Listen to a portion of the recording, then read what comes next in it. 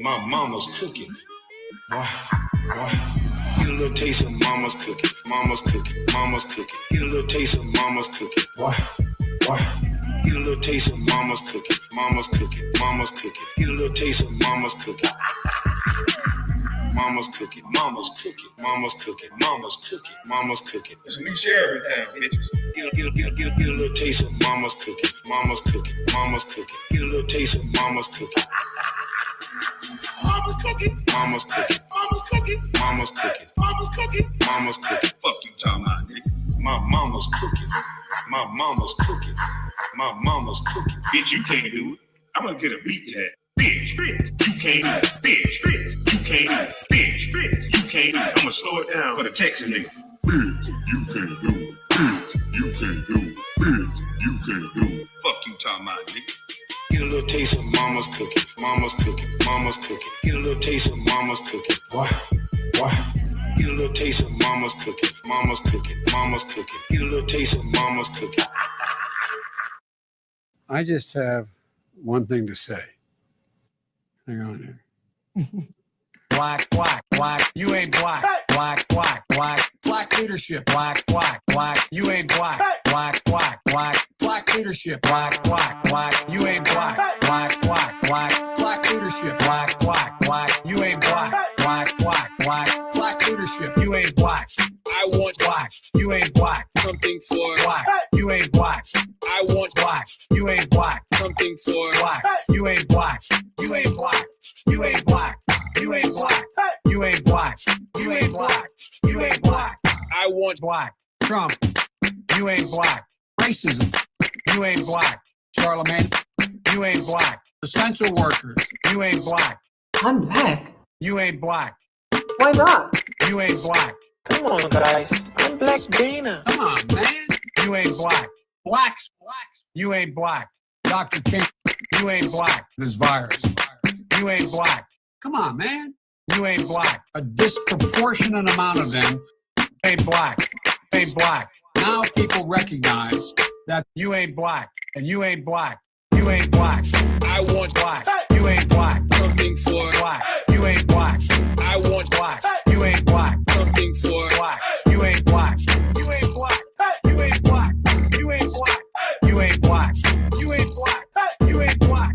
I want black. I'll tell you what, if I had to tell them any one of these people, I'd be Black. This is Bobby on WFOOL. This is Take Care of Your Thug Week. Call Bobby and let Bobby know if you got a thug.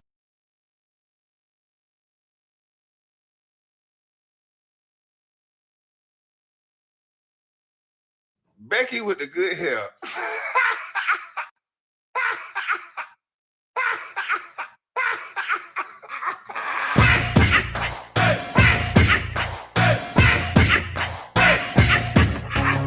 Becky with the good hair. Becky with the good hair. Becky with the good hair. Becky with the good hair.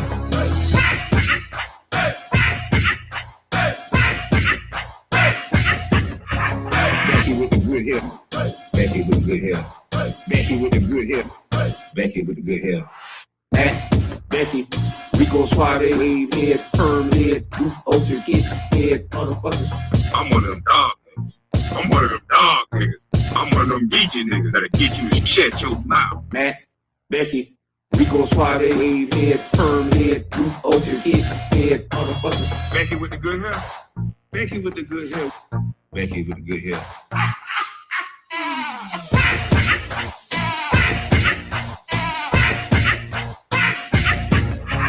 Becky with the good hair.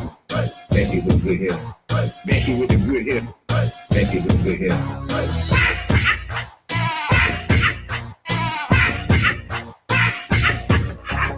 Becky with the good hair. Becky with the good hair. Becky with the good hair. Becky with the good hair. Matt, Becky, Rico Suave, wave head, perm head, boot open, kick head, motherfucker. Hey, what the heck was I saying?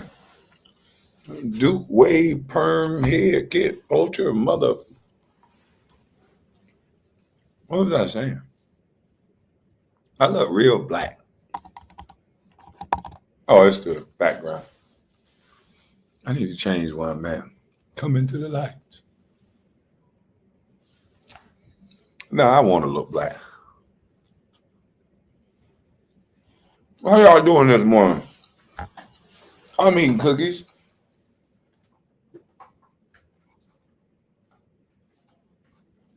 Man, this light is so what the? Hey y'all, tell me where the light button at on this damn light. Oh, everything digital. Oh, look at me, ghetto. Just touching on stuff. All right, that didn't do shit.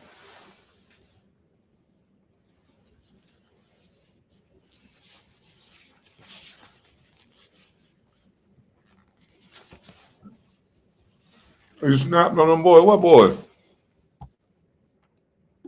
Who I snapped on?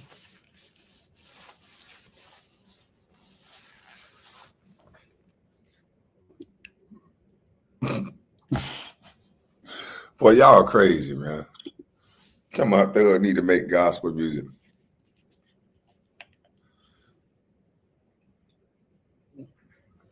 I like that sky in the backdrop right there. That look real nice. Oh, them old Mo Spears video. Yeah, man. Thugger video. I was up watching it last night. I'll talk about that in a minute. I want to show something else. Let me see if my history is on here. Let me show y'all what I was watching this morning.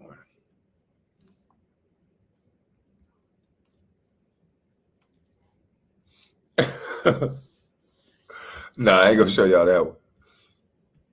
Let me see. Where is that?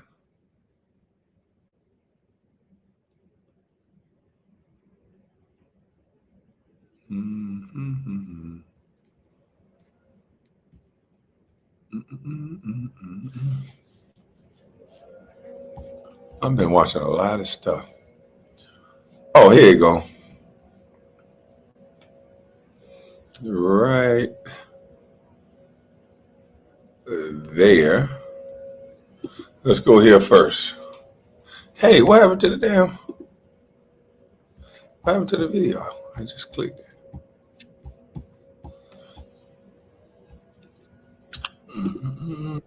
There you go. Let me slide it forward.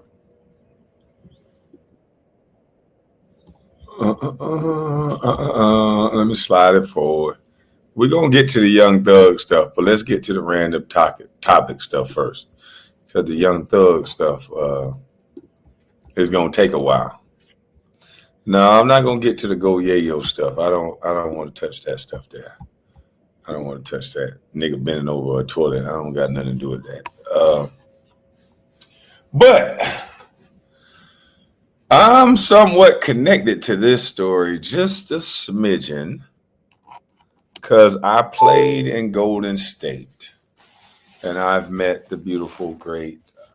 I think her name. I always say her name wrong.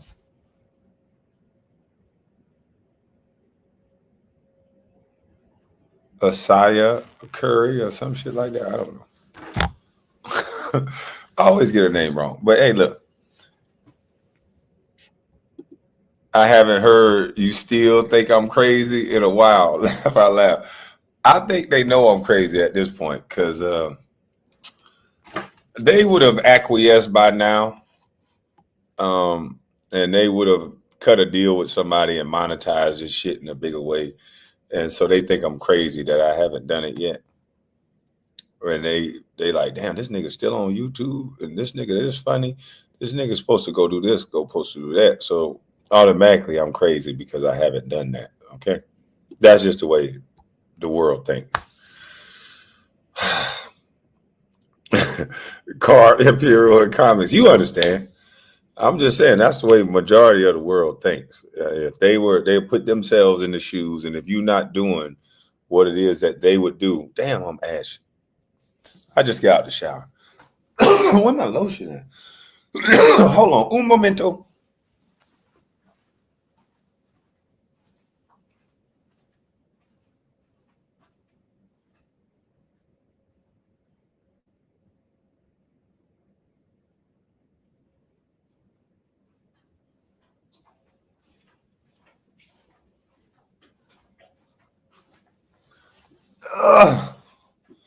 Yeah, man. Nacho Chicho, what's up? I had to get that extra healing. That boy, that goddamn for that crack up skin. I can't beat this ash.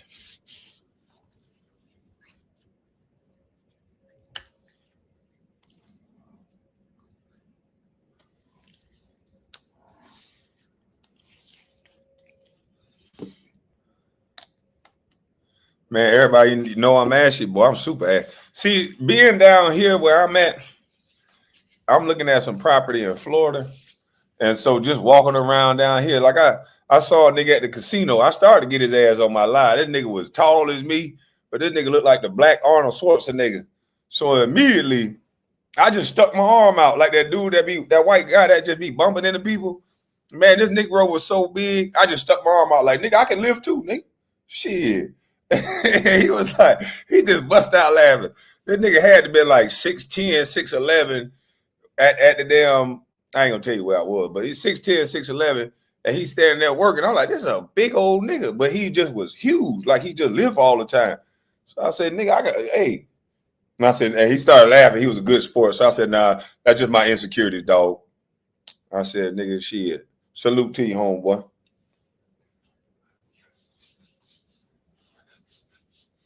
That nigga looked like he'd lift up a whole damn house.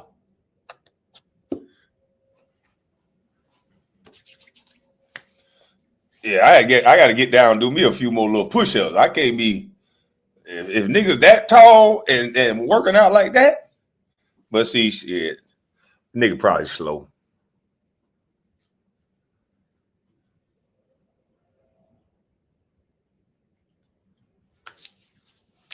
That nigga was big. If I'm saying he was big, then you know this nigga was big. Pause, because I know y'all gonna make videos and say, "Oh man, what is he talking about?" Can't say nothing no more without you freaky thinking mother. Dang, my feet ash. Yeah, but down here, motherfucker make you want to stay on your toes. You know what I'm saying? Stay ready.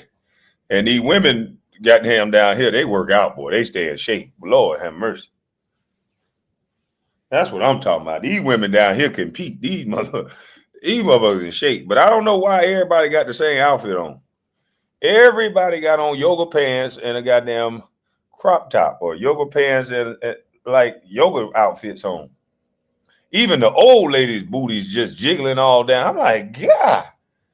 Everywhere I'm walking, I got to keep my shades on, because everywhere you walk, boy, they got everything out down here, boy. I saw this European lady. I'm like, Lord have mercy. She got the front out. She got the knuckles down there out.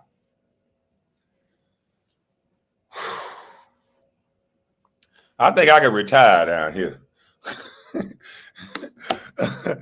Hey, look here. This is like a man's haven down this motherfucker. I can retire down this motherfucker. I might try the wife thing, and if that shit don't work out, I think I can see myself retiring down this motherfucker. Lord have mercy. Even if you old, I just be riding around on my goddamn hover round, just getting my look on.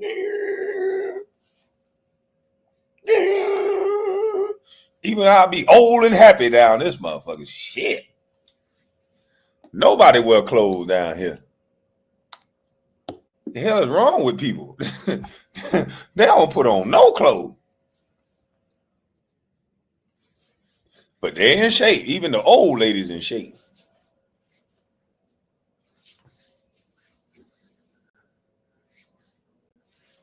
But I'm learning a lot of shit about insurance down here, boy.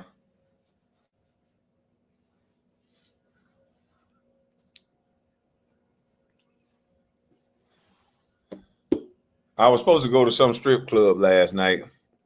11 something. 11. What the hell is it called? 11? 11 alive, 11 a.m., 11 some shit.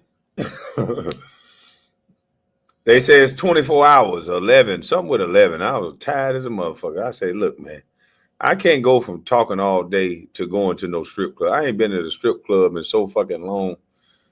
And I said, let me see the flyer. And I look up the flyer. It's celebrities all in this motherfucker. I said, look here, I'm not that type of celebrity. I don't go to shit like that. I'm the type of celebrity that I go over there to Fort Lauderdale with them Italians. And we go to that strip club. We don't go over here where they take pictures of you and they motherfucking announce your name when you come in this bitch. I used to look at the DJ. What the fuck is wrong with you? I ain't supposed to be. I used to always think back to that Rated R song. I ain't even supposed to be in here tonight, but all these. And y'all know, the people that know that song just know that song. But yeah, I ain't even supposed to be in here tonight. Yeah, I ain't supposed to be in here. Then I got chocolate. I got the chocolate cookies in my fingers, man. That's going to make my fingers look dirty. Let me see if I can get this shit up out of here. Yeah, I'm trying to be incognito. This nigga want to announce my name. Kwame Brown hit the stage. No one draft pick. Kwame Brown walking past the stage. Y'all, that's him right there. And the big ass goddamn oversized jersey on. Yep, that's Kwame Brown. He going over there to sit down. Money in the building. How much you gonna throw? Oh, it's another celebrity over here across the room. See how much you gonna throw. Trying to stroke a nigga ego so I can get into a celebrity battle. Nigga, I'm not dumb. Nigga, I grew up in the hood. Nigga, my brothers are slick as a can of oil. I used to, when they announced my name like that, I would always go get me a drink at the bar. I would sit there for a second and I would leave. The first time I went to King of Diamonds, I remember I went in that motherfucker, Kwame Brown. I was like, what the fuck? I stopped cold. Like, I went from creeping, because you know my big ass think I can creep. I went from creeping to a goddamn spotlight. What the? Like, oh, hell no.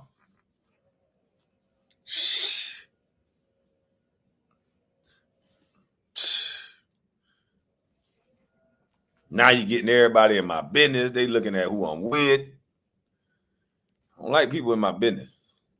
So now, man, I usually get the hell on and go to a strip club that allow me to move like a businessman. They don't announce the goddamn CEO of motherfucking Kroger up in this motherfucker. The CEO of Kroger up in the strip club. King of Diamonds, CEO of Kroger walking through. That's him right there. They don't do that. Robert Kraft, right here, y'all. Robert Kraft, owner of the Patriots, right here, coming through. There you go. Robert Kraft, y'all. They don't do that. They let you get a chance to live your life and be able to be smooth with your situation. Nobody don't want their goddamn name announced. Nigga, I'm just trying to enjoy the fun. The CEO of Kroger KB. I'm just being honest. They don't do that to businessmen and women. They don't do that. It's supposed to be a level of discretion. It's supposed to be a level of discretion.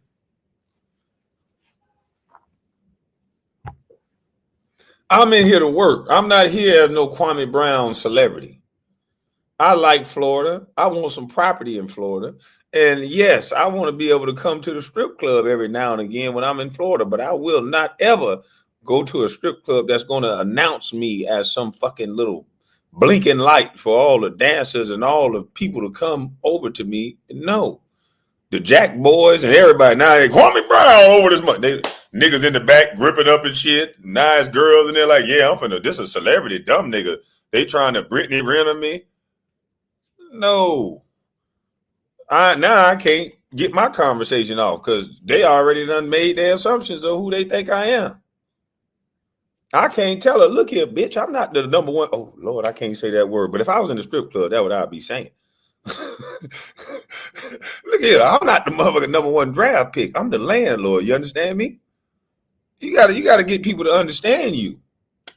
Because if it's a misunderstanding, then, you know, you can't have no conversation that way.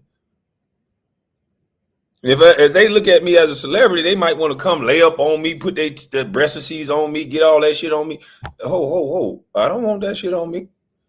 Did you wash today? Yeah, I know you washed before you got in here, but did you shower? Don't put that shit bag back. Chill.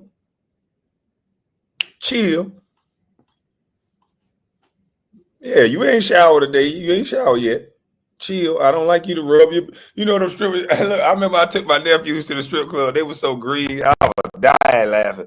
I was happy to be able to be the uncle that be able to take my 21-year-old nephews to the strip club and be able to show them the do's and the don'ts and these girls don't like you. These not your girlfriends now, because it's better for them to learn in the right way, or they can get their ass whipped in a different strip club. So I'm laughing at my nephew. He let a girl walk up to her, rub all her little glitter boobs all across his face and his shirt. I said, boy, you're a dumb motherfucker. I told him, I say, number one rule, you better not let them rub no shit on you. I said, these girls got glitter on them. You try to go home tonight, and the women gonna check your shirt. If you got glitter all on your shirt, first thing a woman gonna know is you been to the strip club. I done got caught already, so I might as well share these gifts that I've learned along the way. I don't want you sitting on my lap, baby, because I got to go home. And baby mama going to check my pants, my shirt. Don't give me no hug or nothing. Now, I can buy you a drink. I'm T-painting it tonight, baby. I'm going to buy you a drink. Yes, I can take a dance, but you can stand up and dance or dance for her. You know, I like to watch. Dance for her. There you go. Dance for her.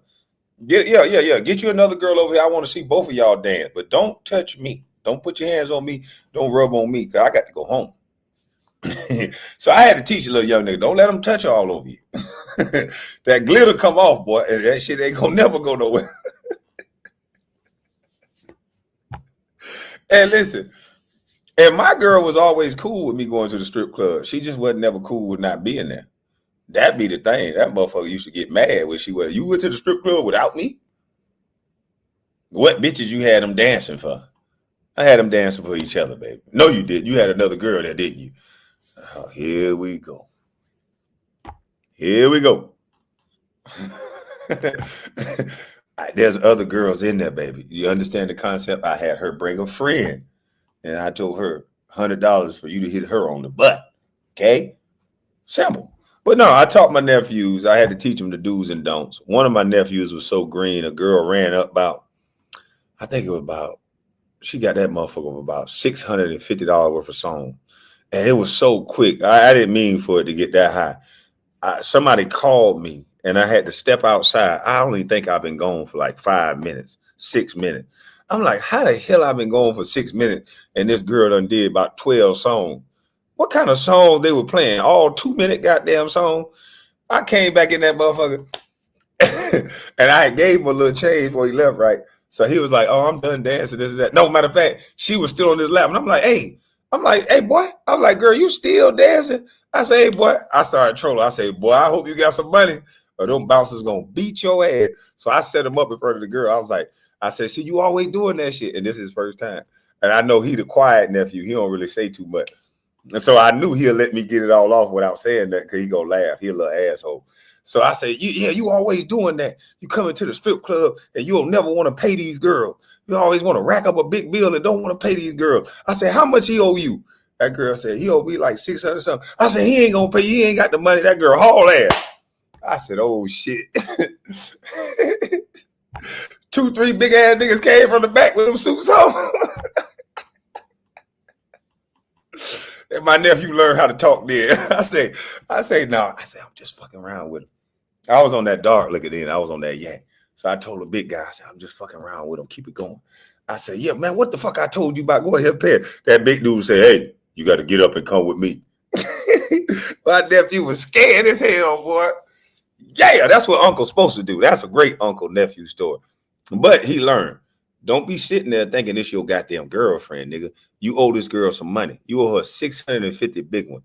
Now, I wish I didn't go outside for that long, because I had to get a girl 650 big ones. And I gave her a tip, because she was really traumatized. She thought I was serious. So I gave her a tip.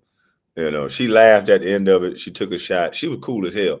But in the beginning, when she thought she did all them goddamn dances for free, she down there wanted to knock my nephew with that goddamn heel, boy. I'm glad she didn't. She went and got the appropriate security, and they came over there ready to kick their ass. But I told them I was playing. I'm a big playful ass nigga like that. I had a great time. It was so funny. 650 and no pee, damn shame. Man, a man 21 years old, he ain't never seen girls like this in his life.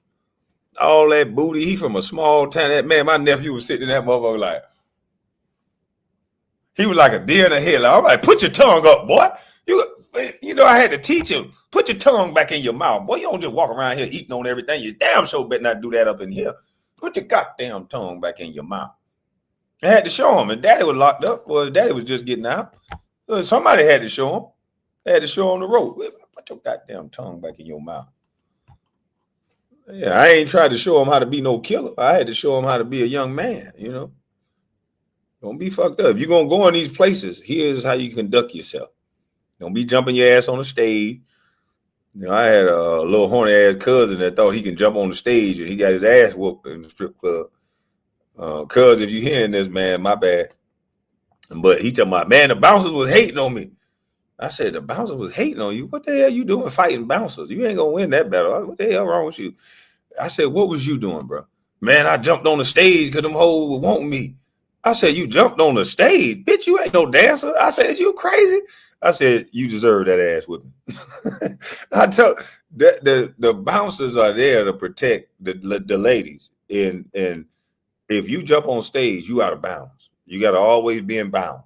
I'm with you. If a motherfucker fuck with you and you in bounds, then we can go crazy. You was out of bounds. You jumped on the stage. That ain't where you supposed to be. You're not getting paid to do that. If she wanted you so bad, she supposed to leave with you. What you gonna do? Get her on the stage? You that out of control? You was just gonna hunt her on the stage? What was your plan? You was gonna get up there and twirl? Like, nigga, you messed up. You was too drunk. Own what you did, nigga. You ought to go apologize. That's what you ought to do. You like the establishment, don't you? You ought to go in there and apologize, say you were too damn fucked up. And that's what a man should do. And every man fuck up. You sorry. You want to come back to the club. He talking about, man, I'm gonna go do this and do that. I say, man, you'll be a dumb motherfucker if you do that. Every strip club in the world gonna beat you up if you jump on the stage. I'm sorry. That's just the rules. You can't do that. And you can go to Vegas, to Miami, to whatever strip club across the United States. You get on that stage, you gonna get jumped on. I'm sorry. Hey, bouncer pulled a gun on me and my homie. They be bugging. Oh yes, sir. Them bouncers got that pistol on them in the club. They not doing all. They like the YNs now. Man, I'm not getting into it with no bouncer. I get cool with all the bouncers. It has to be Nacho Ticho story. Nah, it ain't Nacho Ticho. It ain't Nacho Ticho. Hey, look here. Nah, it ain't Nacho Ticho. But listen, I told him, I said, bro, I talked him out of crashing out because he talking about, man, I'm finna go do this. I'm finna go.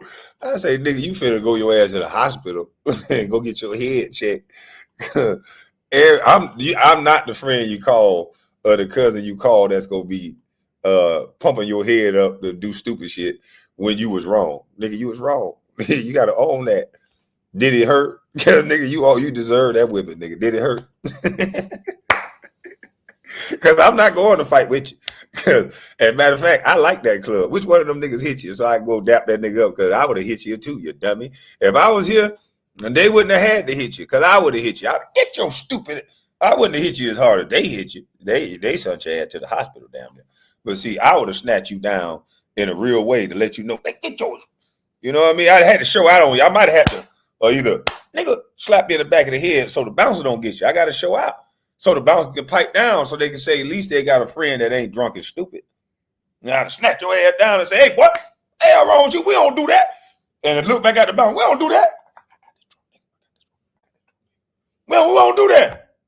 Yeah, I'd have had to do that. You know what I mean? I ain't trying to get beat up with you. If I'm there, nigga, doing stupid stuff like that, I had to jump on you. I ain't trying to have 6, 8 niggas jumping on me at one time. I'm gonna do something stupid. So yeah, he got to understand. I'm not they be want niggas just because they big. They want to be big and stupid. I'm big and smart. I ain't no dumb nigga. I'm not just finna go do stupid shit.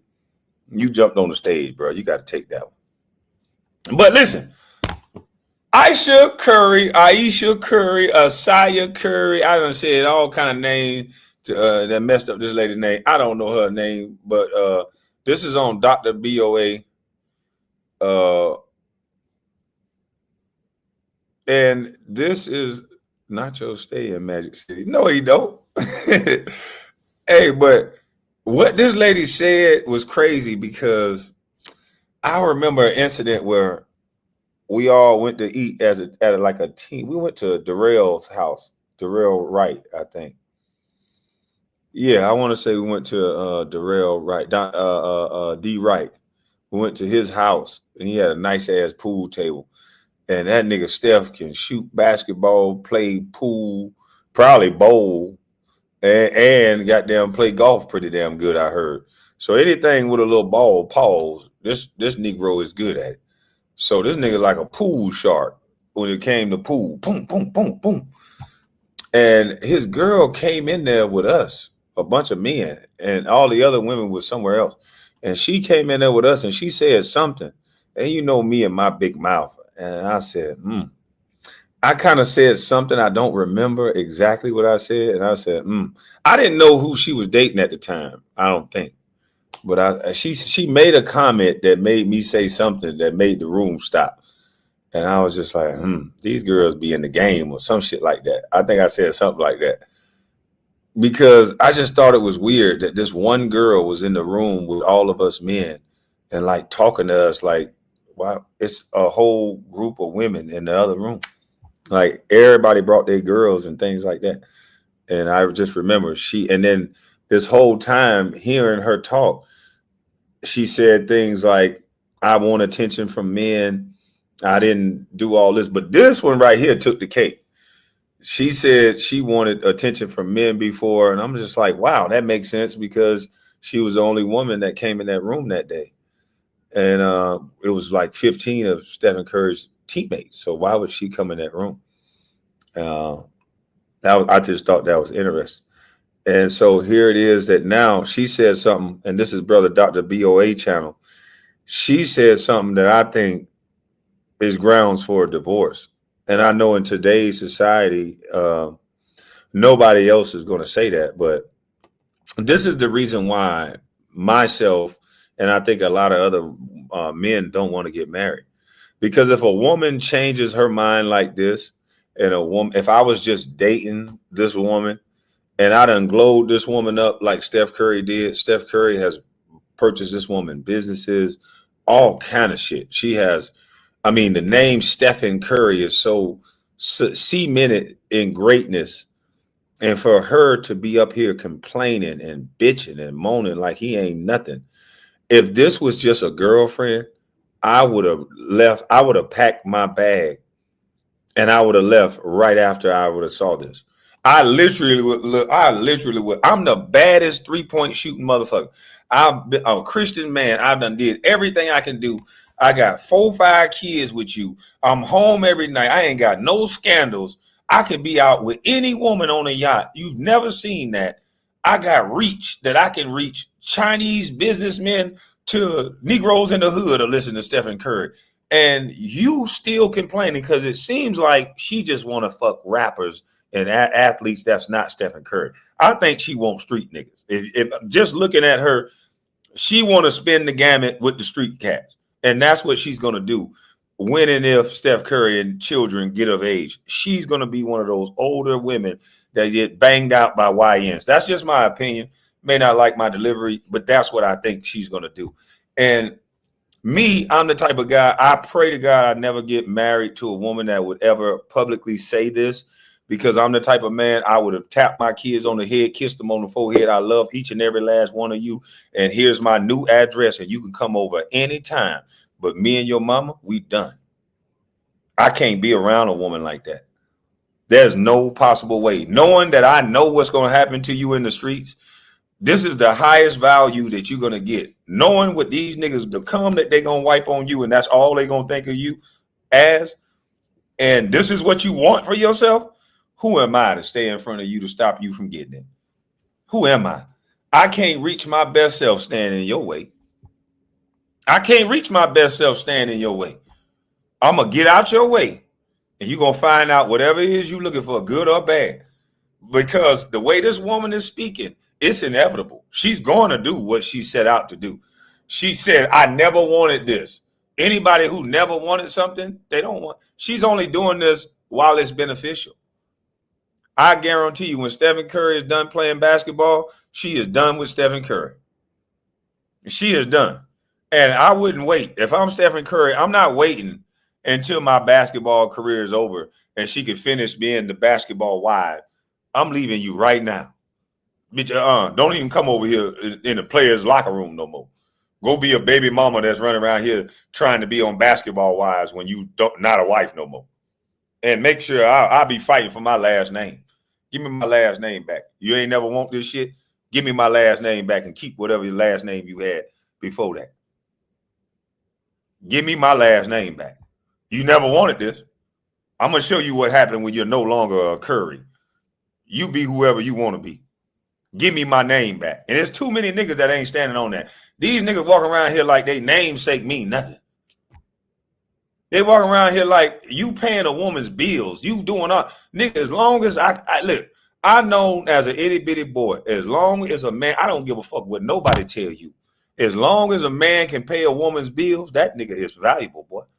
It might not be the tier nigga you want, but boy, a man that can pay a woman's bill, he is of value to some woman out there. Trust and believe that.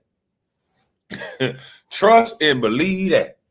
So ain't no way on God's green earth I glow a woman up like this. And this is the treatment that I get. And I'm just a bus and I think like this. You got me for what? This is a regular chick talking like this. This girl is regular as hell. Run of the mill light skinned chick. Talking like she really somebody's like that or something. I thought I was going to be out there. You thought you were going to be what? This man saved you from a lot of penis and a lot of disease. And she don't even look at it like that. This man saved you from all these disease outbreaks that's out here. Because from what it looks like, Steph Curry is not cheating on you. From what it looks like. And you got the nerve to have this type of attitude. Ain't no goddamn way. Y'all niggas be tripping. This is why I know I'm a hell of a nigga. Because I can walk away. It takes a hell of a nigga to do what God said. I'd rather be that nigga stuck on the top of the roof by myself. What did he say? What that Bible verse say? I'd rather be that nigga stuck on the roof freezing. Shit, I don't give a fuck. Somebody gonna see value in me. Come get me up off this goddamn roof then. Fuck you, ho. I'd rather be by myself. Ain't no way. There's no way. You niggas been around your mama too much or something. No, daddy ain't teach you no value in yourself. I understand what I bring to the table as a man. Motherfucker, you get a bodyguard, you get a driver, you get a hell of a nigga, you get a porn star, because I know you want me to jump off the dresser damn near every other night. You get them up, boy, you get a lot fucking with me.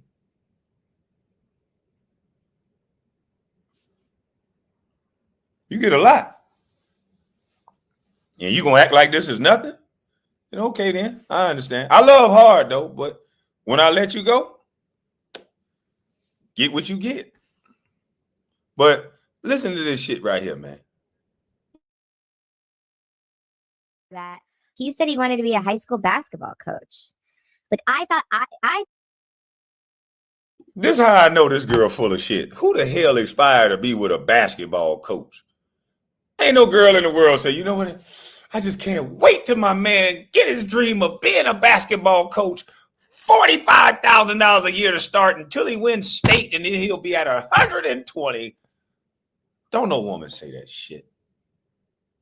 Come on now. She want to marry a basketball player, but she's in love with Drake. Make it make sense. And no offense to the basketball coaches, but that's not what they dream of when you first start out. No, they don't. They don't dream. They dream of the highest of the high. Trust me. We all get what we get in life, but they dream the highest of the high. Trust me. And I don't think they dream of no basketball coaches. Just saying. thought I was gonna be like the girl out there getting it.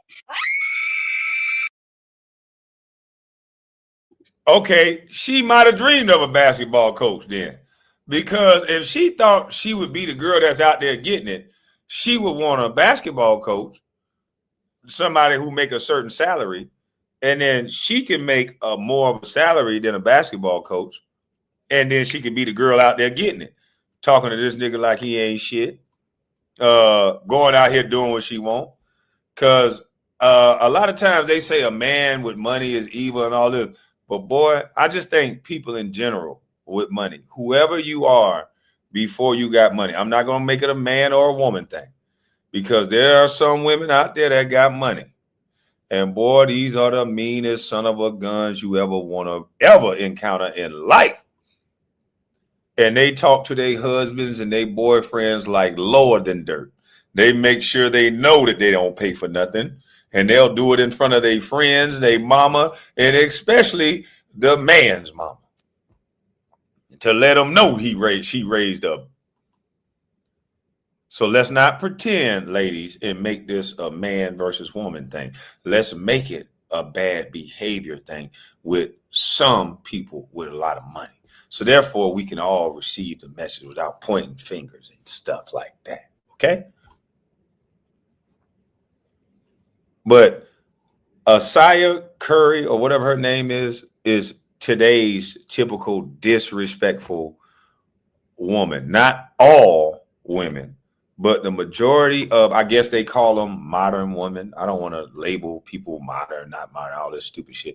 I just think a disrespectful woman that hadn't reached her full expectations yet, and life hadn't taught them where they fall yet. But it happens too late for some of them.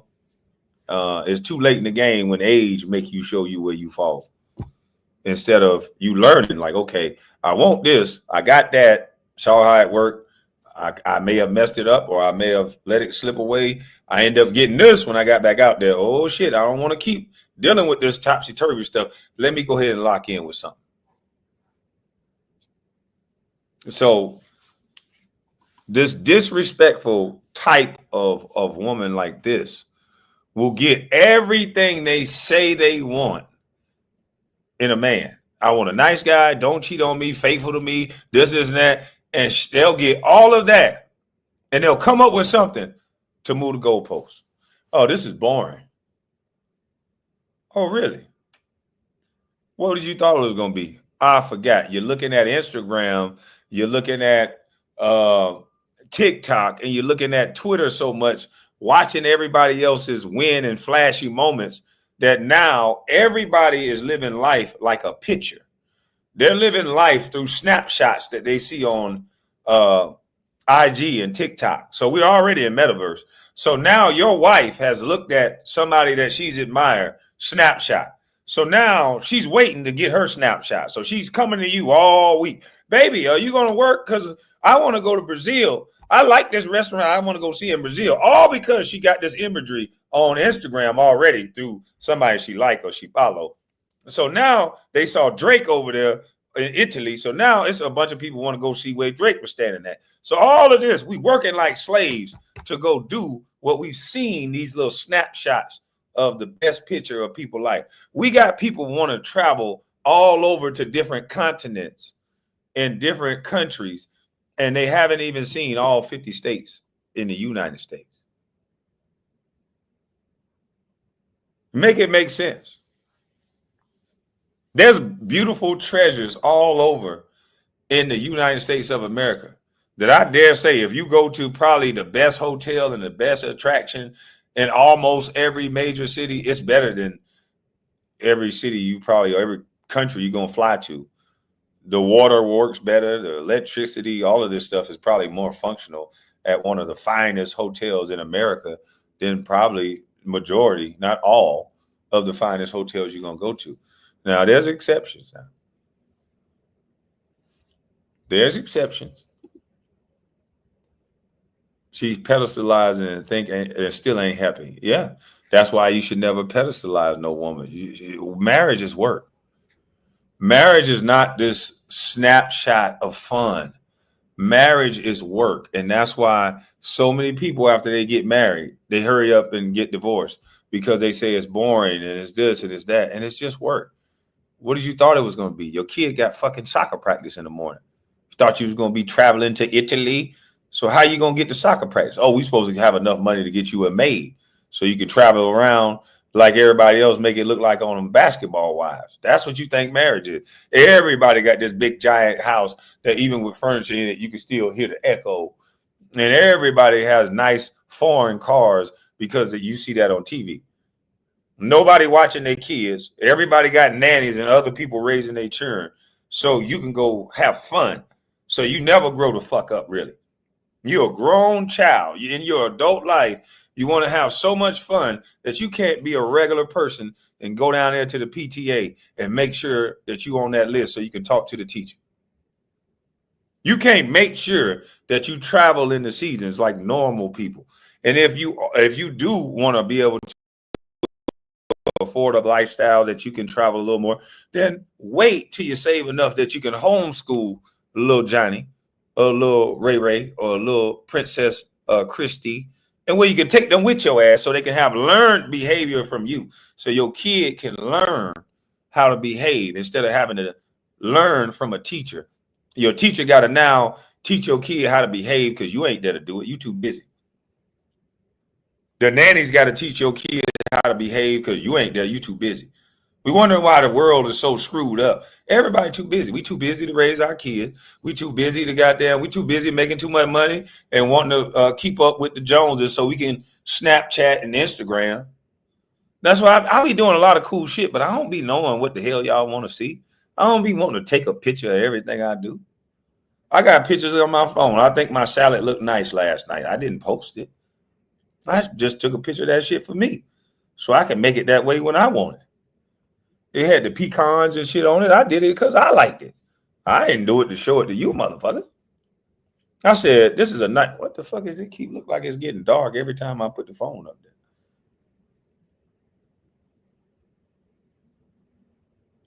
Look at that shit. The screen get dark. The screen gets dark every time my phone goes near. But I took this picture and I didn't post it. I took the picture just so I can do the salad this way the next time I want to do my salad like that. I was like, this is nice. And I took 2 or 3 pictures of it.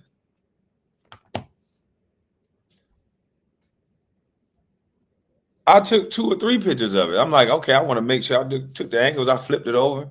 And I didn't think to post it on Instagram. Because I'm like, sometimes I be wondering, why the fuck people post what they eat?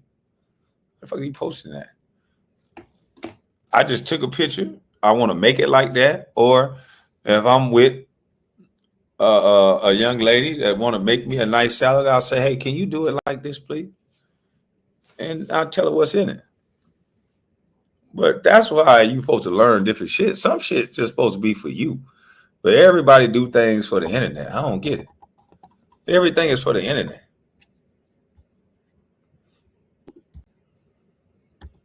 I was going to be like the girl out there getting it. Who says it verbally, these men just won't accept the fact that it's possible that this woman is only with you for the benefit of being with you and still doesn't really want to be there. And one example of this is Aisha Curry. Now, over the years, Aisha has let it be known to the world that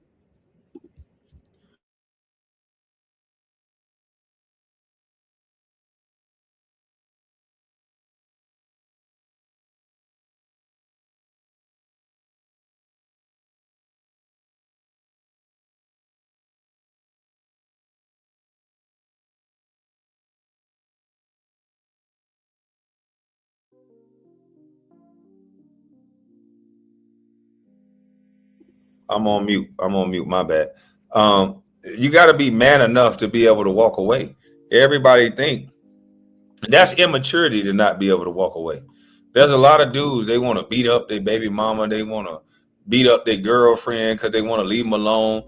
That's immaturity. That's not a manly thing. You got to be a man enough to walk away because you got to get over the fact that this woman is going to be with somebody else. These guys can't get over the fact that the woman is going to be with another man. She's going to go with another man. But you got to be man enough to understand that you're right in what you're saying. And that other man is going to find out the same thing that you was trying to tell her.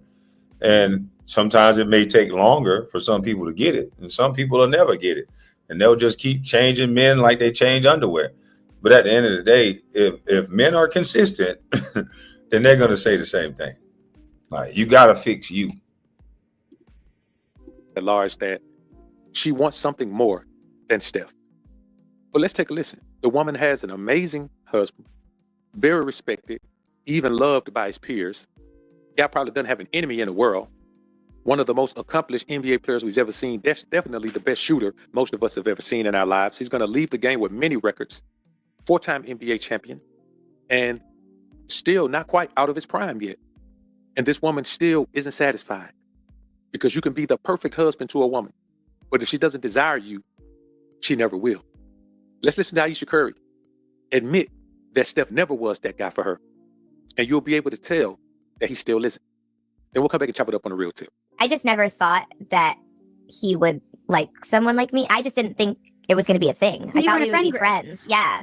Did you ever have anything in high school at all, or it was legit just friends? No, just friends. Just friends. Yeah. Okay, then Steph Curry, this is your fault. I don't blame her at all no more. She showed you what your value to her was when you had nothing, Steph Curry. You couldn't get the girl when you had nothing. You're going to wait and get the girl when you have it all. But that'll help you get the girl, but it's not going to help you keep the girl. So I don't know what you saw in this girl that made you love her so much to where now you have a woman that never wanted you. You have a woman that never wanted kids with you. You have a woman that is saying openly that you guys never had nothing prior to you becoming who you became. Because your name wasn't ringing bells until you got to college and did what you did at Davidson. Then now everybody that wants you, and this is the age-old thing, a woman always want a man that everybody wants. Even though she really don't even want Steph Curry, the fact that every other woman probably was looking at Steph Curry like, whoa, this guy is a big deal. And she probably was looking at him like, what? She probably only got him because she knew she can control him. Like, what? This is not a big deal. This is my friend. This is Egghead. Like, this guy y'all talking about? You should never marry a woman that look at you like that, Steph Curry. You royally fucked up. And you married this woman with no prenup. And you said you married her in the eyes of God. But this woman is going to become your quote unquote, well, not your God, but she is going to take half of everything that you've built. And what's going to happen is she's going to become bitter with you because, and you might as well do it now while you're young, Steph, and you got more earning potential, because it's going to happen. Just listening to this woman is going to happen. Trust me. But Kwame Sino broke it down already. I'm sure he did. I'll go watch his breakdown as well. But it's going to happen. And so when it happens, it's going to hurt. So you might as well enjoy that hurt now while you have earning potential. Don't enjoy that hurt when you're done playing and it just flashed across the screen that you just lost a couple $100 million and a couple properties and all this stuff, and you're not Steph Curry anymore and you're not playing. While you might want to go through that now, just saying. I ain't telling you what to do. But listening to your wife, she's already made it up in her mind. And you already made the first mistake by trying to love up on a woman that didn't love you. She's attracted to what you can do for her and the position that you put her in. And now, unfortunately for you, Steph Curry, she doesn't even need you anymore. She's entitled to half of your money. She's entitled to half of your properties. She has 4 of your children.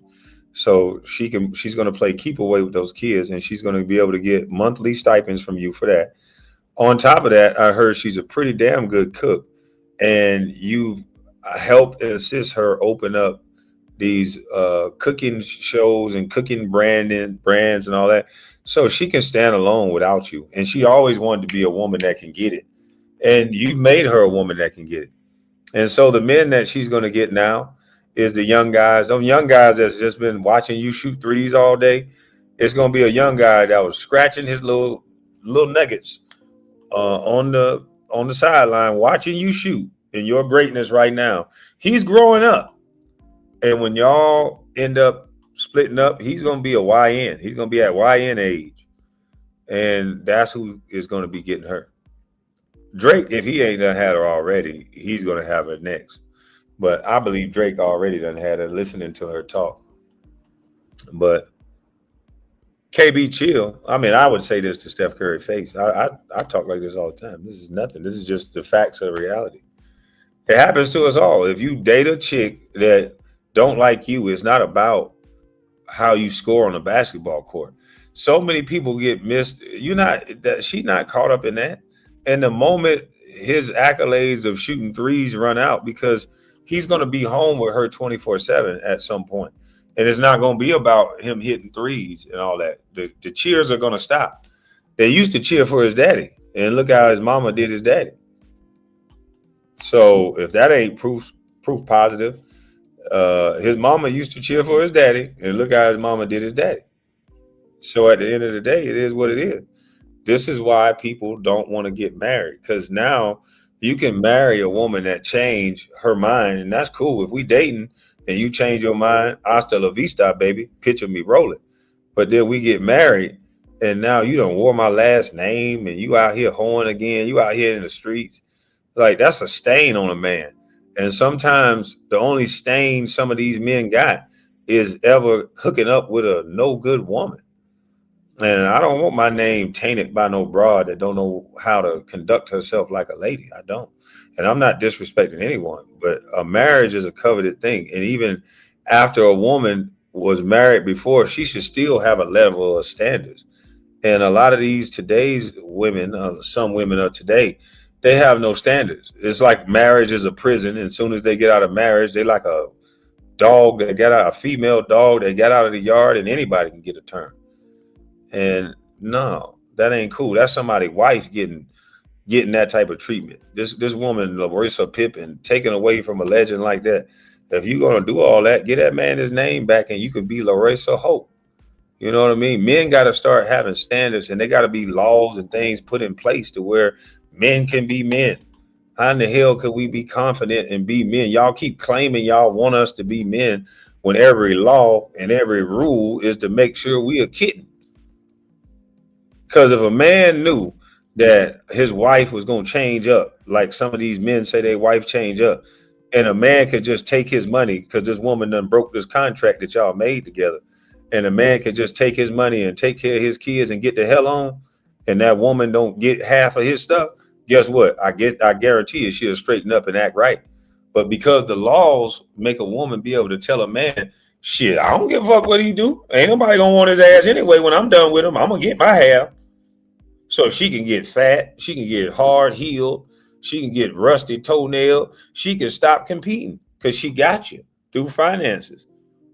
So how can I stay competitive as a man if the woman next to me don't even got to be competitive because the law says she's not my wife, so she's entitled to my shit? I don't want nothing around me that don't compete to stay around me. I don't understand why anybody wouldn't get that. I don't want nothing around me that don't compete to be around me. I'm competing to be around you. I understand life is a competition. If I slip up, this other nigga gonna take the trash to the end of that curve. I get that. So I'm down here doing these push-ups. I'm down here making sure this hand show. I'm down here getting this money so I can make sure I can compete. But you want to lay next to me and not compete? I don't think we thinking the same then, baby. I'm not looking for a mama. I'm not looking to be no prisoner. And I'm not looking for none of that. So you could say I'm scared to commit. I'm just not with that shit. I ain't scared to commit. I'm just not with that shit.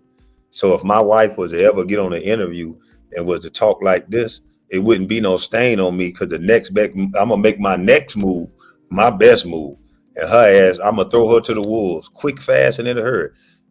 Take her to the young niggas and let them have her. And what I get next, gonna just supersede you and be better than you. And don't get mad. Don't get mad. Because I might put her in your car. Especially if I can keep my ducats, I might put her in the car I got you.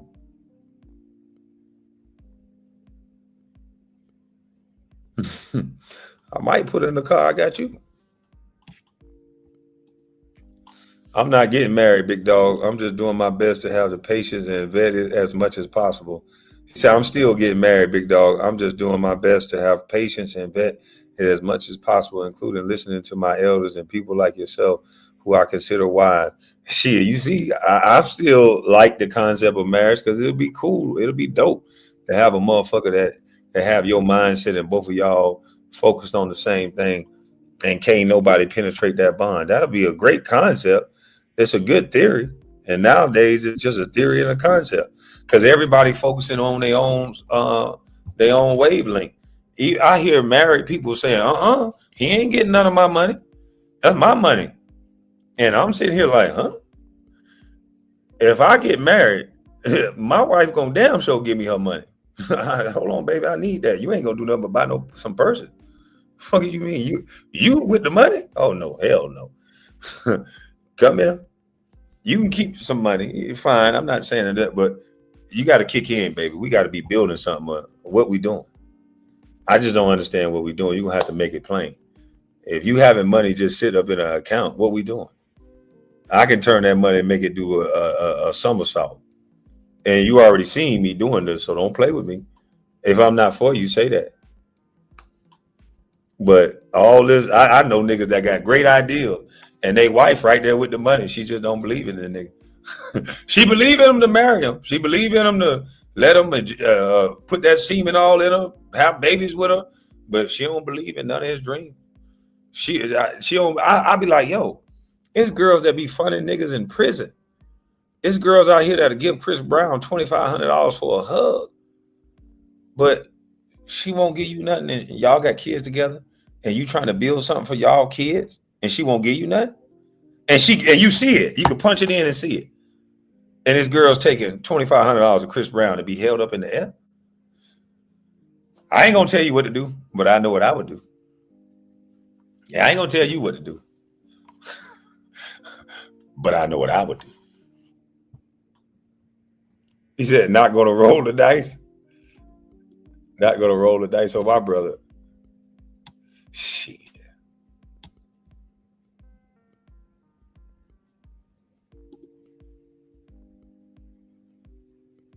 Kwame, you're gonna have a fight if you take her money. See, I ain't gonna take no money. See, my thing is, if you believe in me like you say you believe in me, then I shouldn't even have to ask. You should say, put that over there with that project that you're doing, and I already know what you're gonna do. Because I believe if you're gonna give it, then not only are you gonna get that money back because you're gonna spend it with me, but you're gonna get that money back. Plus, we're gonna make some money together. I don't believe if you're gonna stand next to me and you're gonna be that close to me, you're gonna be damn near like my business partner. You're gonna be my business partner that I can legally have sex with. Yeah, I'm gonna do all the goddamn all the shit in the office that you can't do with the other girls with my wife. Yeah, I'm gonna fondle you. I'm gonna grab you by the titties right in the office. Yeah, I'm gonna make sure the blind closed. But yeah, girl, I'm gonna break all the company policy because that's my wife. But I ain't gonna go to jail for it. She can't sue me. I'm gonna grab her ass right in the office building. That's how I look at it. If I'm gonna get married, that's just my buddy. I can do whatever. That's my buddy. And we gonna spend and get money together. Now, if she can't spend and get money, if she can't entrust me with no money, then you can't spend and get no money with me. I can't be used. No, I done been there, done that. I don't like broke bitches around me, women around me, and I don't like women that reserve their money for niggas that with no plan. If you see what I'm doing and you trust in what I'm doing, then let's do it. But if a raggedy nigga could talk you out of J's and talk you out of PlayStation money, then don't come around me then. Because you got to be beneficial. It got to be quid pro quo or it ain't no point. I can get Uchi and Ouchie from anybody. I'm tall. I'm 7 foot. So I got the luxury of being tall and a little bit handsome. So I don't got to chase and be all thirsty. So I can get Uchi and Ouchie from other places. So it got to be a little more than that. And I like to talk. So, but Steph, this is over with. Miss Collins, whatever. But this right here is over with. It's not if, but when in this situation. It's not if, but when. Most of us get divorced or break up As soon as I was done playing, she was faster than a peon. So I'm not speaking from a position like I'm just so better than Stephen Curry and all this. Nigga, my girl was gone, my baby mama was gone faster than a peon when I was done playing. But I've done things that a girl was been supposed to be gone, so I'm not mad at all. But she's done things too, so we both done things. But you know, we can go back and forth and say who's the cause of what. But I know I've done some shit.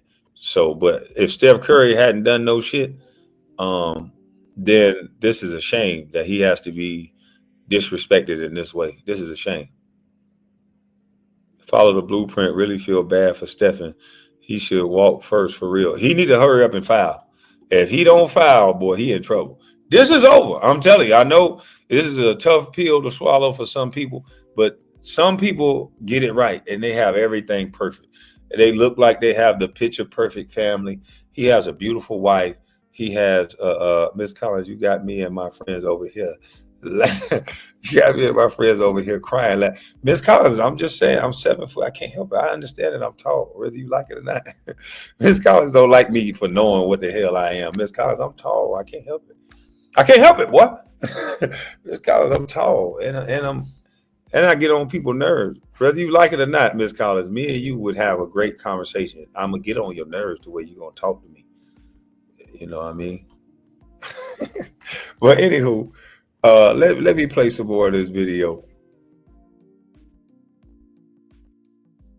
I get what you're saying. Like, you never saw him as something, but I'm like, when you look back, is there any memory that you're like, maybe there was something? Or no. Like, you never saw him as something, but I'm like, when you look back, Just friends. Yeah. I get what you're saying. Like, you never saw him as something, but I'm like,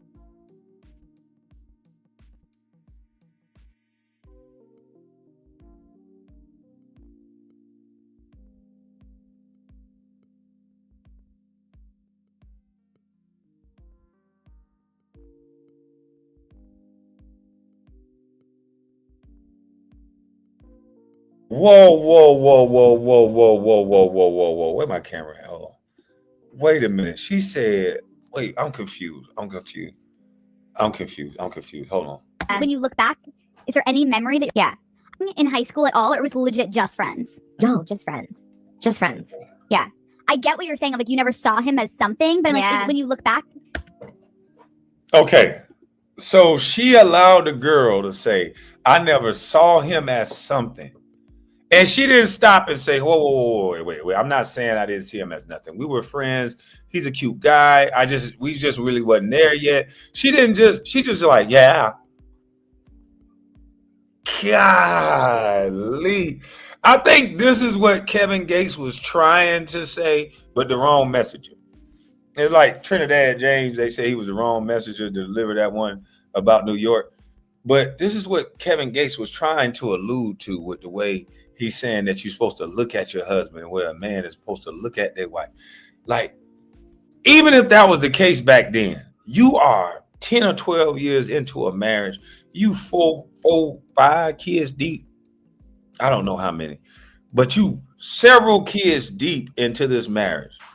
Why would you want to let this woman, who probably not even married, sit up there and gossip about your husband that a lot of these women will get? Now, let me say the things about your husband, because it ain't just about being tall. Your husband is kind of tall. He's 6'3". He's taller than the average man. He caked up. He light skinned. He got green eyes, and he caked up, and he one of the baddest shooting mother truckers in the world. So don't think you the only one that wants your husband. I'm just saying. But she's sitting here as if the guy that she get is going to be above her husband. And I don't know what she's looking for. Maybe she's just looking to get her back blowed out by somebody new. I don't know. That's what it sounds like. Because I can't think of what she's going for. It's not going to be a financial situation. It's not going to be Steph Curry. I mean, he makes so much money. I don't see her getting a guy that make as much money. She don't really need the money because she got him for that. So the type of guy that she's going to get, it's a nigga like me that can't read good. Oh shit. She gonna get one of them backbeaters, man. That's all she want. She want that backbeat. I hate to say it. That's all she want. damn, she gonna get what she wants, Steph. You gotta go ahead and let her go, man. You gotta be the one to foul, bro. It's over. As bad as it's gonna hurt. It hurt me. It hurt us all. But you gotta be the one. Once you get over the fact that she gonna be with somebody else, it's much to do about nothing. The nigga, he gonna find out that after he get finished hitting it and find out that, okay, this is Steph Curry's baby mama. Niggas just want to hit because it's Steph Curry's ex-wife. But after the newness wears off and that wears off, then she's just a regular woman, just like everybody else. So she's going to turn herself from a wife who's held at the highest regard to, I'm telling you, even if I was hitting her, I would be like, man, I'm fucking the shit out of Steph Curry wife. That's just a dominating thing. That's what we're going to say. That's what we're going to think. I'm just telling you. I'm not going to be thinking about her doing him during the act, but it's going to be in the back of my mind that this is Steph Curry's wife that I'm finna take down through here. And that's how men compete. That's what men are going to do. Gifted 10 Kwame Brown Bus Life memberships. Kenneth, salute to you, bro. But I'm telling you, it's just going to be a bunch of young cats lining up to take her down through there because that's what it sounds like she won't anyway. Because most men going to understand, I don't really want to be with you like that. I don't want to be with these kids. You look like a lame anyway, but that's trying to be down. So it is what it is. I hate it for her, boy, because when she get out here in these streets and get that bad news out here, that this ain't what you want. This ain't what you want. Most of y'all girls that don't know what the streets like, you better listen to that song. This ain't what you want. Go. This ain't what you want. That little dirt. This ain't what you want. Or whatever, whoever sung that song. This ain't what you want. It's toxic in these streets. It's fun at times. Oh, you're going to get a hard time now. You can have some fun now if that's what you're looking for. But it's toxic. But it's fun though.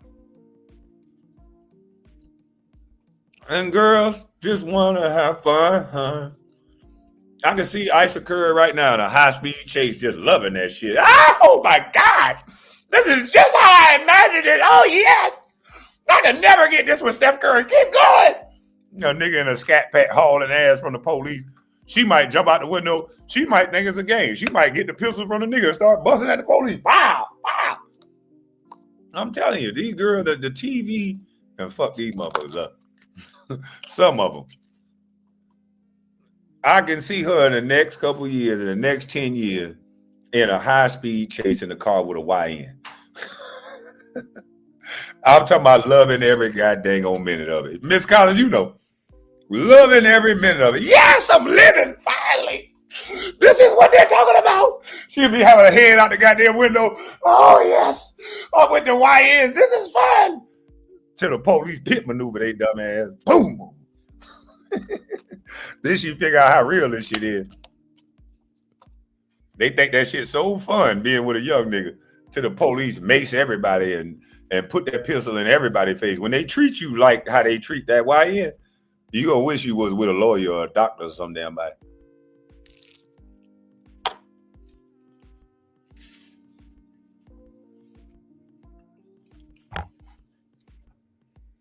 Come on now. Y'all, hold on. Y'all telling me she don't give off that look, that she'll look like she happy as hell in a high-speed chase with NBA YoungBoy. Come on now. Come on now. She probably cried when one of them drill rappers get unalive. Or she don't even know him. She probably just shed a tear for a drill rapper. She look like the type. Raised up from a good family, don't know nothing about that type of lifestyle, but so intrigued by it and attracted to it. And curiosity killed the cat. And I'm talking about that cat be getting killed. They come across them tracks, that cat be getting killed. And curiosity be killing the cat. I'm telling you. She looks like the type that'll be in a high-speed chase, loving every goddamn minute of it, telling the YN, keep going, my mama got money. And Steph, I hate to say it, you just too much of a good guy for her. Just friends. Yeah. I get what you're saying. Like you never saw him as something, but like when you look back, is there any memory that you're like, maybe there was something? Or no, never.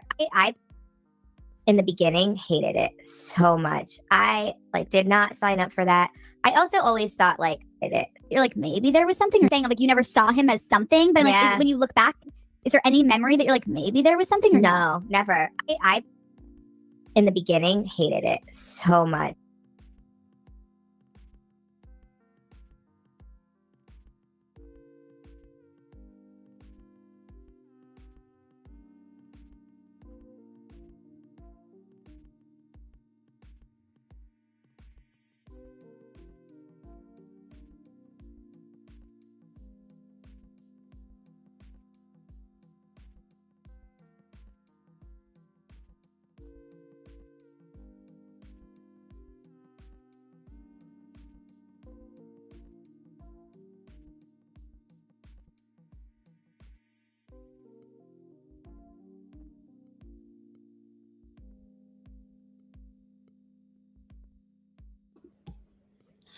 Salute to you, pretty brown eye. Steph Curry, you in trouble. Man, I'm in trouble. I'm in real big trouble. Boy, you in trouble. Oh my God. Oh my, I'm gonna pray for you, Steph Curry. Oh my goodness. This is a disrespectful ass woman. Yeah, I'm talking about, man. Oh man, that hurt me. I had to go take a lap. This ain't even my wife. And I feel some level of sympathy for Steph Curry because he loved this woman. And he will have some type of blind misjudge. It's some married men out there that just, they got that, I think they're toxic. They have that toxic marriage femininity going where they, in their mind, their wife doesn't do no wrong. And if you're not married, you can't talk about no marriage. No, this is on the internet. And all things put on the internet can be spoke about. And this is a disrespectful woman. And if I was married, this is, matter of fact, this is one of the reasons why I'm so hesitant on getting married. Is because of this type of woman. This is not a goodie, in my opinion. She put this on the internet. She did an interview. I'll make sure I make a mental note. Don't marry a woman that want to do interviews. So that way I don't get judged by people saying, you don't tell a woman don't do an interview. I just want to marry a woman that would even have a necessarily need to want to be interviewed. How about that? Because I believe if my wife puts something out in the public, then I know I'm a smart thinking person that people are going to speak about it. So I'm not going to confuse it with them talking about my wife. They're going to respond to whatever my wife put out on the atmosphere. And this woman is giving off disrespectful ass white fives. And boy, you just don't know what the street. And I cannot wait for the day that she realized she fucked up. I cannot wait to the day that Steph Curry find a new girl and get a new woman that actually wants him. And he actually feel the feeling of a woman wanting him and not this disrespectful thing that this woman is saying. Because this is so disrespectful that you didn't even have to say this publicly. Why say this?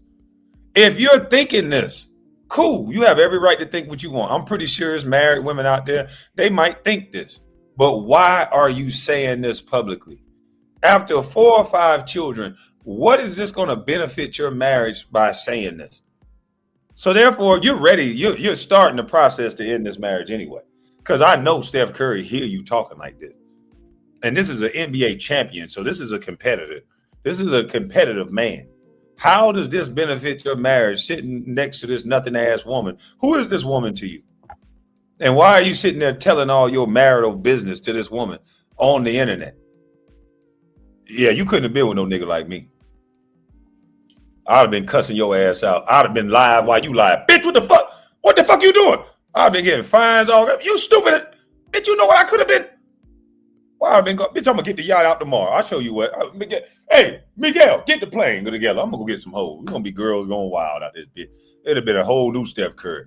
You like Drake? I'm like, you nigga, that Drake money looking funny under the light. Nigga, I'm Steph Curry. My shit guaranteed. I'm gonna show you what time it is. I'd have been the new Drake. I'd have went and got me some gold grill. You like thugs, bitch? I'd have went and got me a gold grill, put it at the bottom, got me a little chain.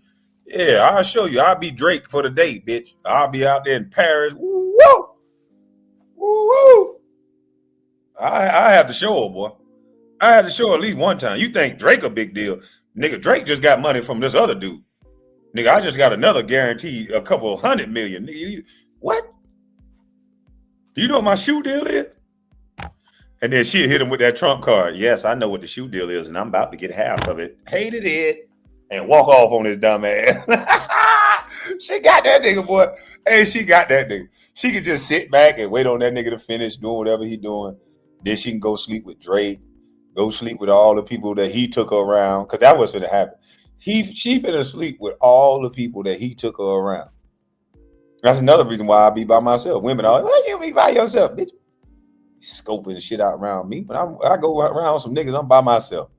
Because most of these ladies, they sleep with all your niggas that you take them around. And that's what she gonna do. She gonna sleep with everybody that he took her around. And you should have learned from what happened to your daddy, boy. Allegedly, your mama, no offense, slept with who he brought around. So I'm just saying, y'all be trying to be friends and married and hanging out with all these motherfuckers, couples trip. And that girl you bring around your husband just scoping them out. And then that's your homeboy wife, but she got her boobs out. You still like boobs, don't you? You gotta be very careful when you blend shit like that. You gotta be very careful.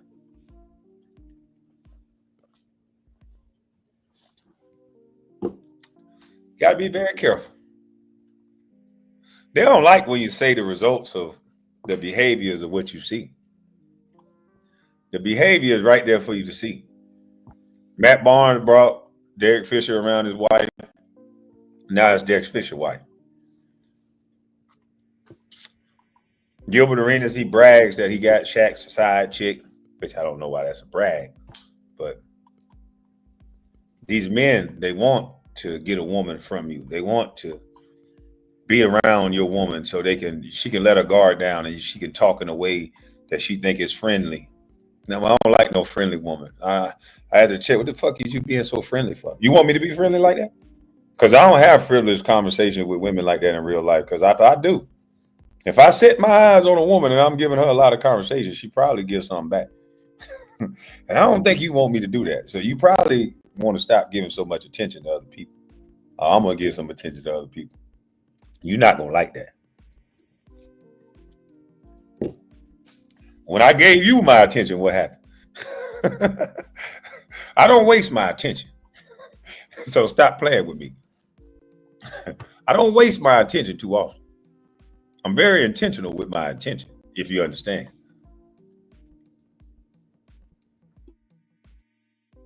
I did not sign up for that. I also always thought I didn't know that he was going to end up playing basketball. He said he wanted to be a high school basketball coach. I thought I was going to be the girl out there getting it. So I didn't know. There's something about that that's quite funny. I thought I was gonna be the girl out there getting it. Now, what?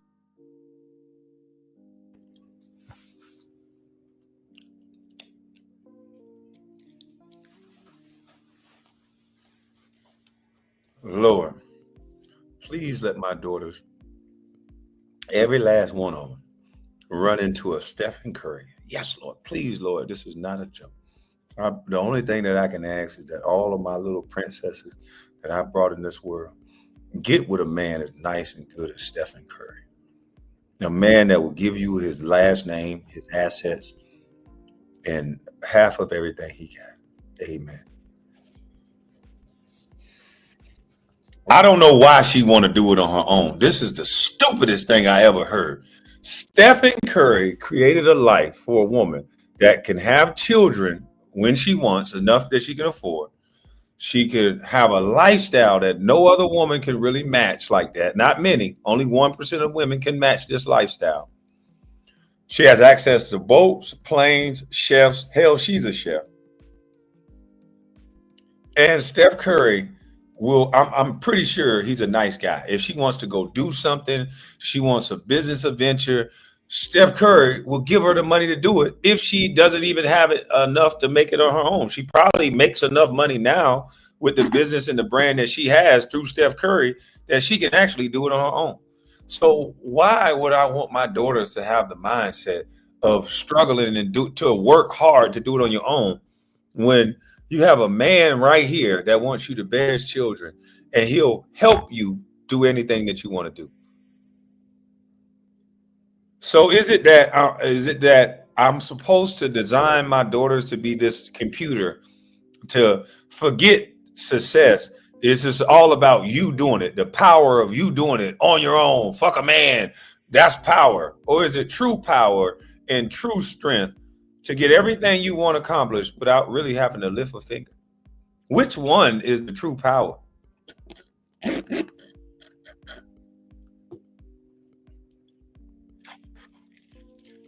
Which one is the true power?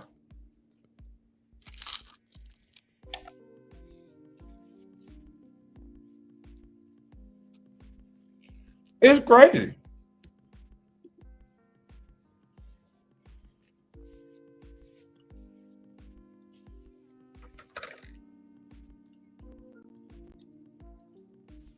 It used to be that if you stayed pretty attractive, clean, decent, respectful, you were nice, you had a job, you would get the man that you want. That was just the way it worked. It was some bad apples. It was some fucked up situations. You might run into a bad guy, but now it's just consistent. Bad guy after bad guy, bad girl after bad girl. Because now the mentality is different. Everybody's just looking to get what they can get. The men are just trying to hurry up and have sex with you because they think you're going to beg because you done made your sex transactional. So they're just trying to hurry up and get what they can get out of you. You trying to hurry up and get what you can get out of him financially. So everything has become transactional. You're not looking for a man. Some of these girls don't even like men. They're looking for a man because it's a necessity now. They need them bills paid. A lot of girls are having sex when they don't even want to have sex because the bills are due. And it's sad. Listen to this girl right here. I was a married woman. What? How long were y'all married? Not long, probably 2 years. Okay. Yeah, Okay. yeah. Okay. Such a great guy, amazing guy. But we just didn't want the same things in life. Okay. He was okay with just love and going to church and having a family, going to work and raising kids. And I was like, I want more.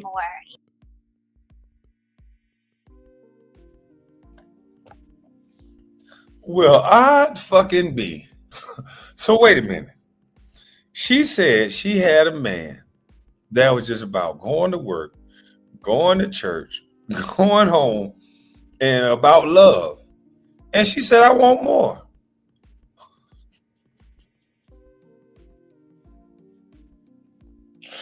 What else you want? A spaceship?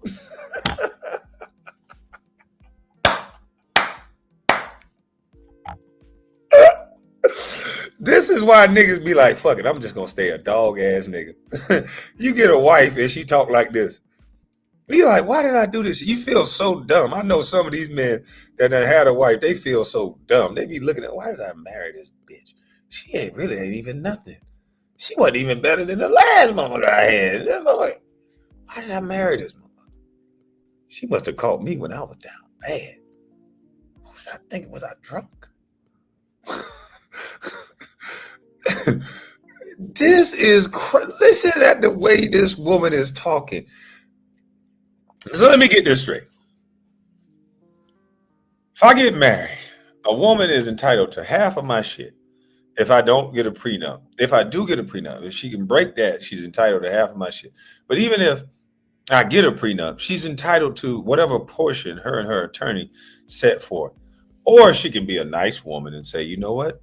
Whatever we build together, we'll split. But whatever I come into it is mine. Whatever you come into it is yours. We build something together, that's a different story. And that's only fair because you're building business. So if we build something together, that's a little bit different. We can keep our businesses going, or we can split it, whatever. I'm not emotional. You can fuck the pool, man. If we make it, we got $1 million business, and I catch your ass, it's over. And you can continue with the pool, man, just as long as my money hit me account.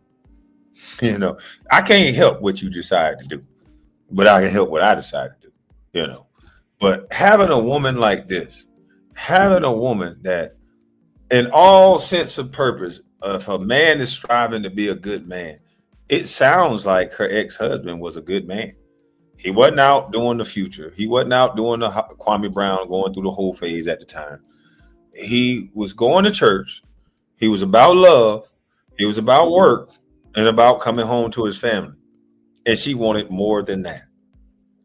And I don't understand what the hell she thinks she's going to get more than that. And I'm pretty sure right now, she's getting a whole hell of a lot more than that. She getting a hard time under different headboards in different hotels, in different parties, in different cities.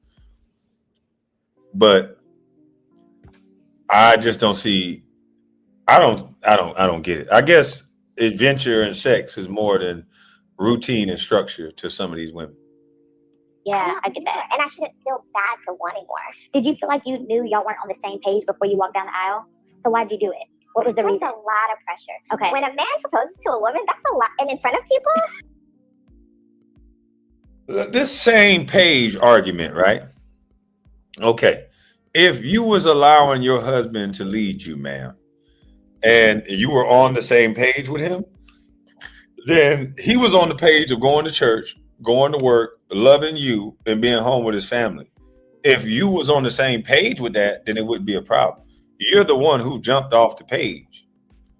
And it looks like she is one of those women that think, I settled, and she probably thinks she can get better. She's an attractive young lady. And this is what happens sometimes to attractive young ladies. She's a very attractive young lady. And with anything, you can stay in the game too long. You stay in the game too long, it's not going to end well. You can once be great and stay in the game too long, it ain't going to end well. What was the reason? That's a lot of pressure. Okay. When a man proposes to a woman, that's a lot. And in front of people. I didn't want to let my community down. They thought this was beautiful. Look, I gotta say yes. After that situation, I'm gonna tell you what you don't want to hear, because someone should have told me. Oh. And I'm not gonna put that responsibility on them. But if someone would have been like, "Hey, girl, you're not even happy right now." He was happy. Yeah. And that makes it harder. Yeah. You know, because you're like, you have someone that loves you, but at the end of the day, love is not enough. It's not enough. It's not enough.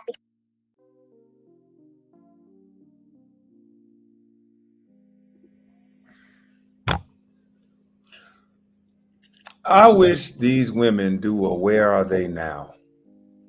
These women that talk like this, we got to do an update. Where are you now? What do you have going on now? You left your man. What are you doing now? Are you just spinning the block with YNs? Are you at the club eating at the table with 6 of your friends? You know, I'm starting to see that a lot. I'm starting to see a lot of attractive women and some not so attractive.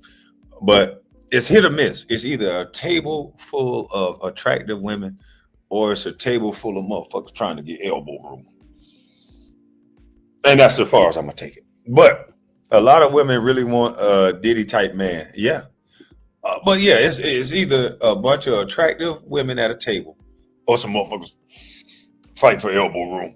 But they're going to be at the table and it's no man present. And it's a lot of that. It's a pocket of tables like that. And I love to see it. When I was out there in the streets, I would love to see that shit. Because I would always knew it's somebody at this table. A lot of men, that intimidate them. They be like, oh, hell no, I ain't going up to no table full of 5 fine women. I'll talk to the other table with the shoulder room. I'll laugh, make jokes with them and shit. I know I talk about biscuits and chicken and shit and have fun. Or I can go over here to this table and I can say something witty, or I can come over here and say, I ain't scared of all y'all, just because all 5 of y'all up here looking like goddamn y'all the 5 fantastic 5 and shit, looking all fine and thinking I'm supposed to be scared of you. I'm a little intimidated, but I think all y'all fine, and I'll buy all y'all a shot if y'all ain't gonna beat me up. And that'll just bring a conversation. They all will just let their guard down and just talk. It'd just be a great conversation. I'm not scared of you. You're a woman. I'm coming to talk to you. You can have these girls to buffer and act like you happy all you want. I know it's a lie. It's a facade. That's why you in this big ass group. It's all y'all trying to protect each other. So I'm gonna come up here and I'm gonna fuck with you. I love to see you huddle up in groups. I'm coming to say something because I know you want a man in this group. I know one of you want one. It's 5 of y'all. I know one of y'all want a man. One of y'all been playing with that rose just before y'all got here. And it ain't work all the way you wanted it. So, you know, I know you want a goddamn man. So I'm going to come over here and talk to you. I'm not scared of you. You know. Yeah. Beauty is only scared deep, Miss Collins. Oh, here she go. I mean, here you go. But yeah, I'm coming to talk to you. It's 5 of y'all. Goddamn, one of y'all gonna bite. You know. But a lot of y'all dudes that scared to talk to girls for what? What the hell you scared of? Yeah, you niggas scared of. Best lesson I learned about marriage is not to be. Best lesson. This nigga here crazy. Yeah, what do you do when your marriage get bad to where she stopped dating you? She looking at everybody else, her eyes roaming while every nigga. But you right there. What about the dude that's sitting there married and his wife kissing on other dudes at the bar? I be seeing a lot of y'all white ladies do that.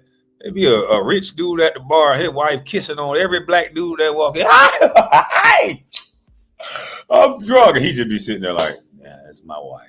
Fuck, drunken bitch. Like, I don't want that situation. I can't. I'm not gonna be the husband that do that. I wouldn't give a fuck. Y'all can kick me off the board. I'm leaving your board. I'm divorcing this slewfoot heifer tonight. Take me off the deacon board. Take me off every board. This hoe got to go. Not working hard and doing all this to get disrespected at my house. I'm sorry.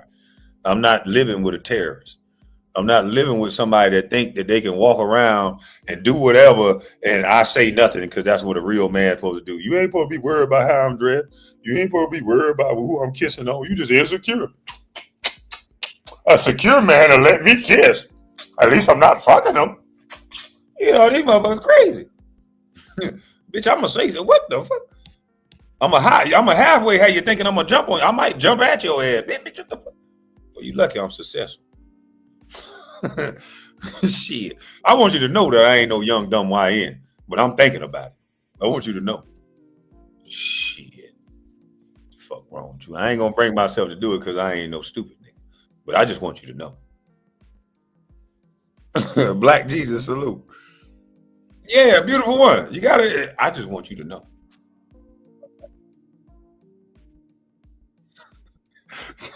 Seven-foot deacon would be funny as hell at my church. Hey, no, I couldn't play with the Lord like that. Come on, look at here. Hey, listen.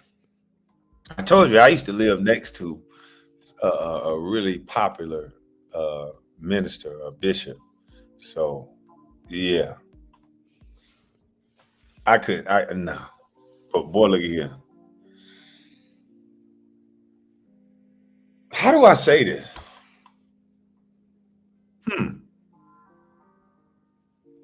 I would take a second look at women and religion.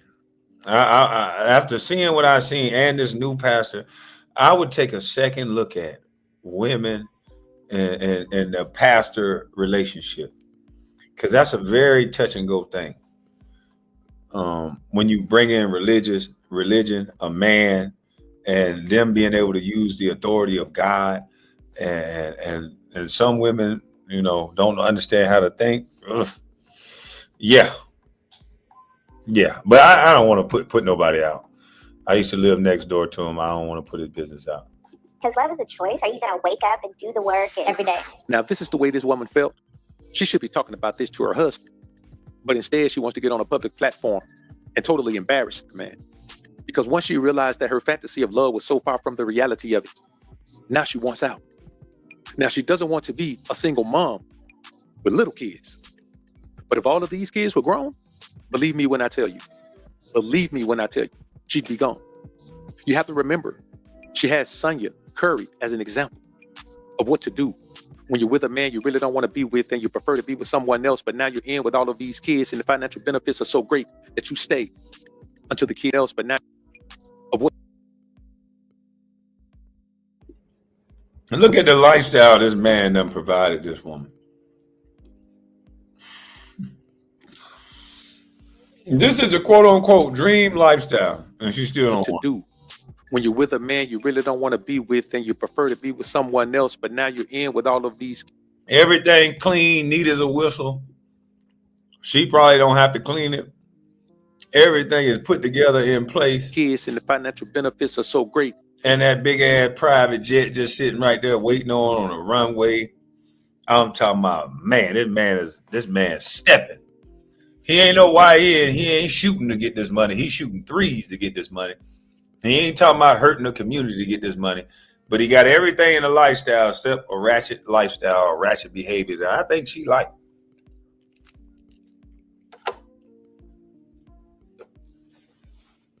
I hate to say it. I think she want a nigga that'll call her a bitch. She one of them women. Hey, there's women out there like that. She want a man that'll call her a bitch. She want to know what that's like. And to do it publicly. This is my bitch. That's what I think. This is my opinion. This is my observation of this woman. She want nothing to do with good. Everything that you can think of with Steph Curry is attached to good. She's going to go to evil. She wants a rapper. I guarantee you. Steph, I can't tell you what to do, but the rappers are already circling the wagon. They already know what time it is with her. That you stay until the kids don't need you anymore, and then you leave. This is her way of letting Steph know that this is what she's gonna do.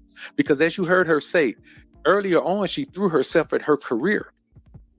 And the reason women do that is because they want to have the breadwinner power. Let me tell you, little air mattress having, couch hopping, dusty keyboard warrior something, okay? A woman's definition of broke and a man's definition of broke are two different things. A woman's definition of broke is $20,000 in the savings, $5,000 in the checking, which is down from the $7,000 it was because she got a little crazy, and now she needs to replenish that, thus making her broke, okay? A man's definition of broke is 34 cents to his name, having to use that weapon between his legs to probably sleep on a woman's couch or even sometimes sleeping with men for survival. We are not the same, okay? That's why women are always on girls' trips and going out to eat and doing all these luxurious things because guess what? We're good at saving. We have money. We just want to spend yours. So when we come and say, oh, we broke, we ain't got it, baby, it's never given. I don't have it. I will always have it. I just won't want to spend it, okay? Why spend mine when I can spend yours? Especially if you're asking me for something. Why? What's the smartest thing to do? Come collect your coin. Think I will.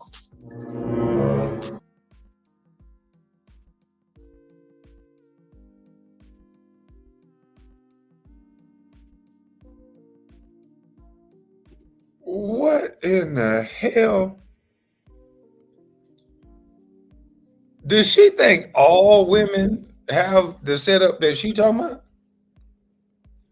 See, this is why I do agree when women say, don't say all, don't speak in general.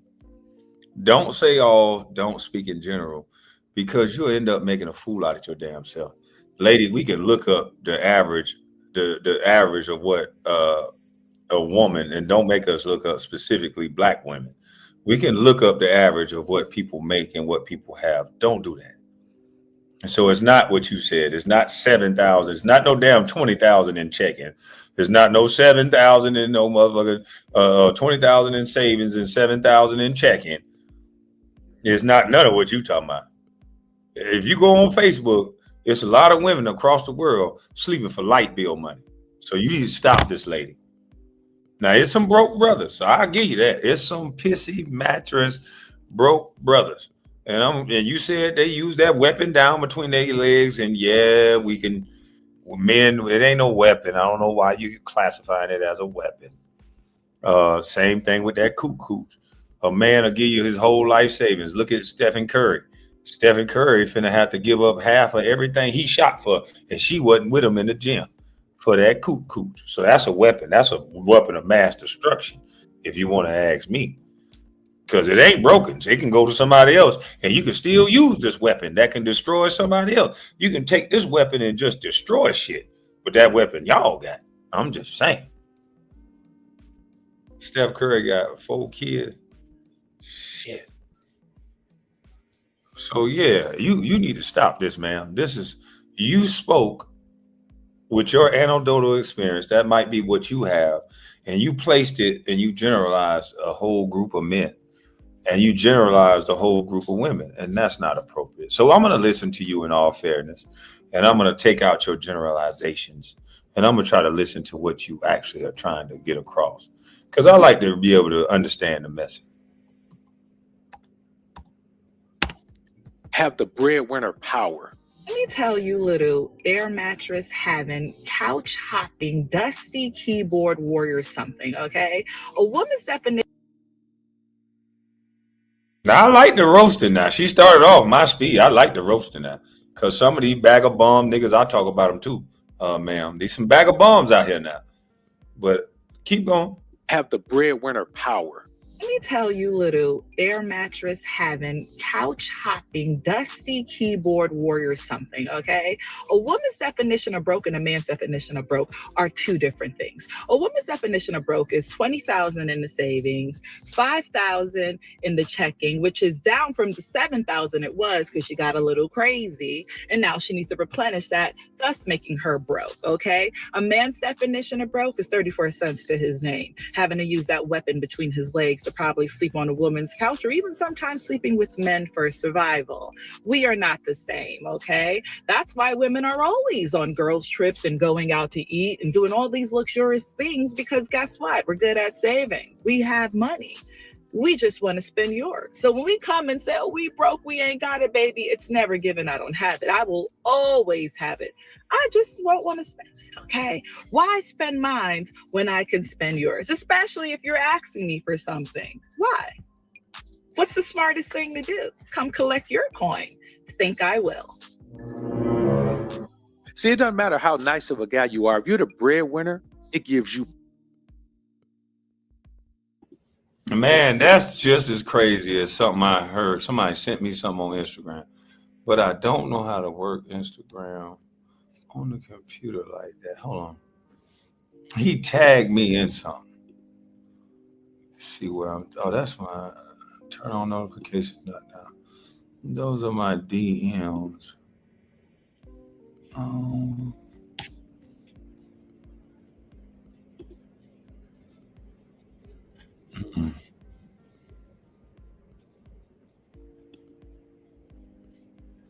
These are my notifications. Now, which one does this do?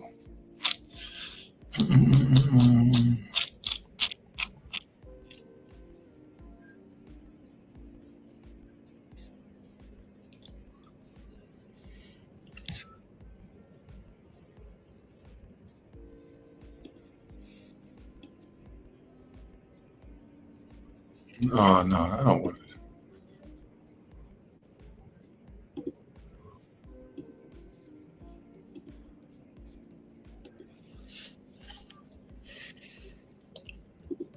Hold on, y'all. Let me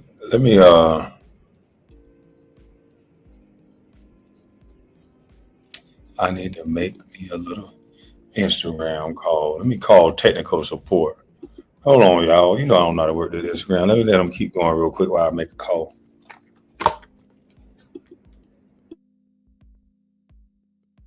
Power. And when you hear her, what she is a failed boss chick. Now, has she done some things since then? But yeah, she's done those things because she's Steph Curry's wife, not because she was just great and going to accomplish these things on her own. There's no way on God's green earth she would have been able to accomplish the things that she's accomplished as Steph Curry's wife if she had been somebody else's wife or she had been single. There's just no way. They say anything is possible, but not that. So when you think about it, when a woman says she never even viewed you as that type, She just hangs on and hangs on. And remember, she didn't even know he wanted to be a basketball player. He was going to be a player. He wanted to be a high school basketball coach. Where here's what you must understand.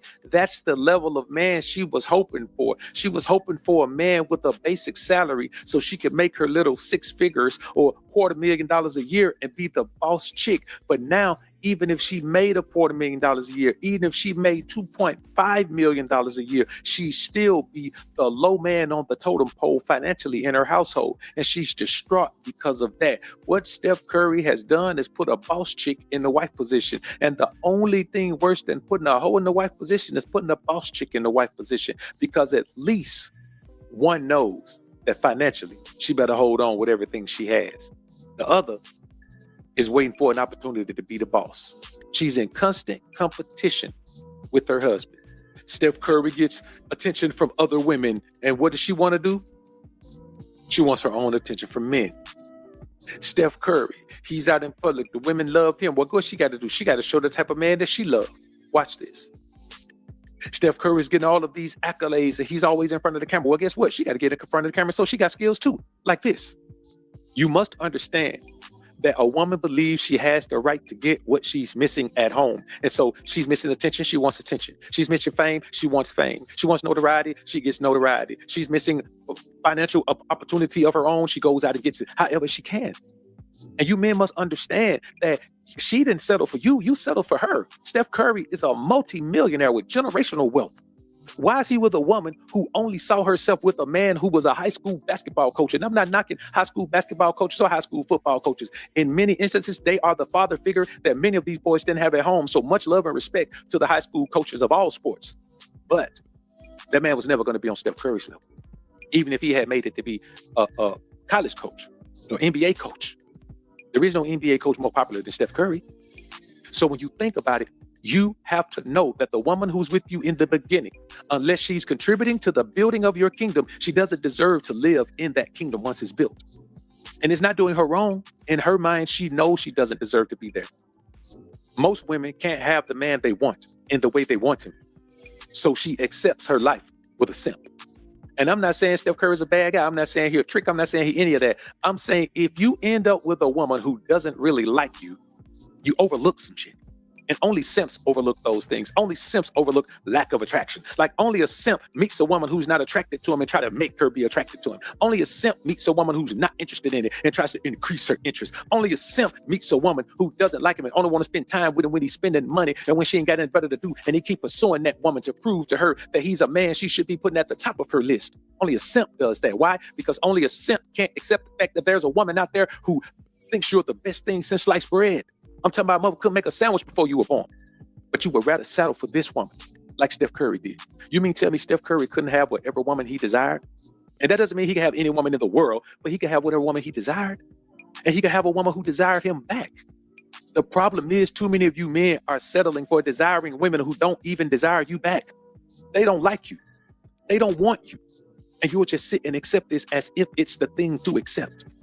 Y'all got to understand, bro, that when it comes to things like this, you see a married woman, you see a single woman, but when a woman like Steph Curry's wife, Aisha, opens her mouth and says something like this, you understand that she's no better than B. Simone. They're both women with the boss chick mentality. The only difference is Aisha was able to lock into a husband. So when she messes over her money and has to go and leave out of Bloomingdale's and go shop at Nordstrom's or whichever one it was, then you can't tell she broke because she got his money to fall back on. B. Simone, on the other hand, doesn't have a man's money to fall back on. So when she messes over her money like women so often do, she got to get online and complain about it. So in essence, Steph Curry wifed up a less black, more fair-skinned version of B. Simone.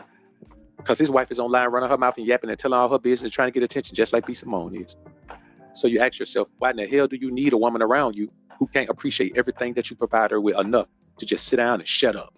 All right, I'm done with this. Like this video on your way out if you enjoyed the content. Subscribe to the channel if you haven't already. When you subscribe. Now, what she said was just as crazy as what this person said. I just had to send it to myself. Hold on. I just sent, oh, where's my camera? I just sent it to myself on my phone. So let me see if it goes on my Instagram history.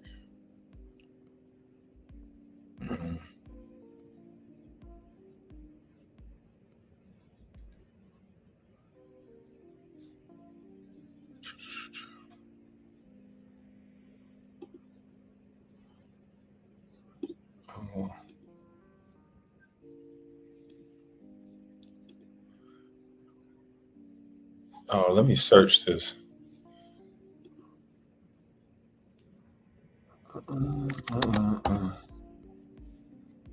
Found the video. Well, I found a channel that I was on. Now, let me go find this video. This dude went viral.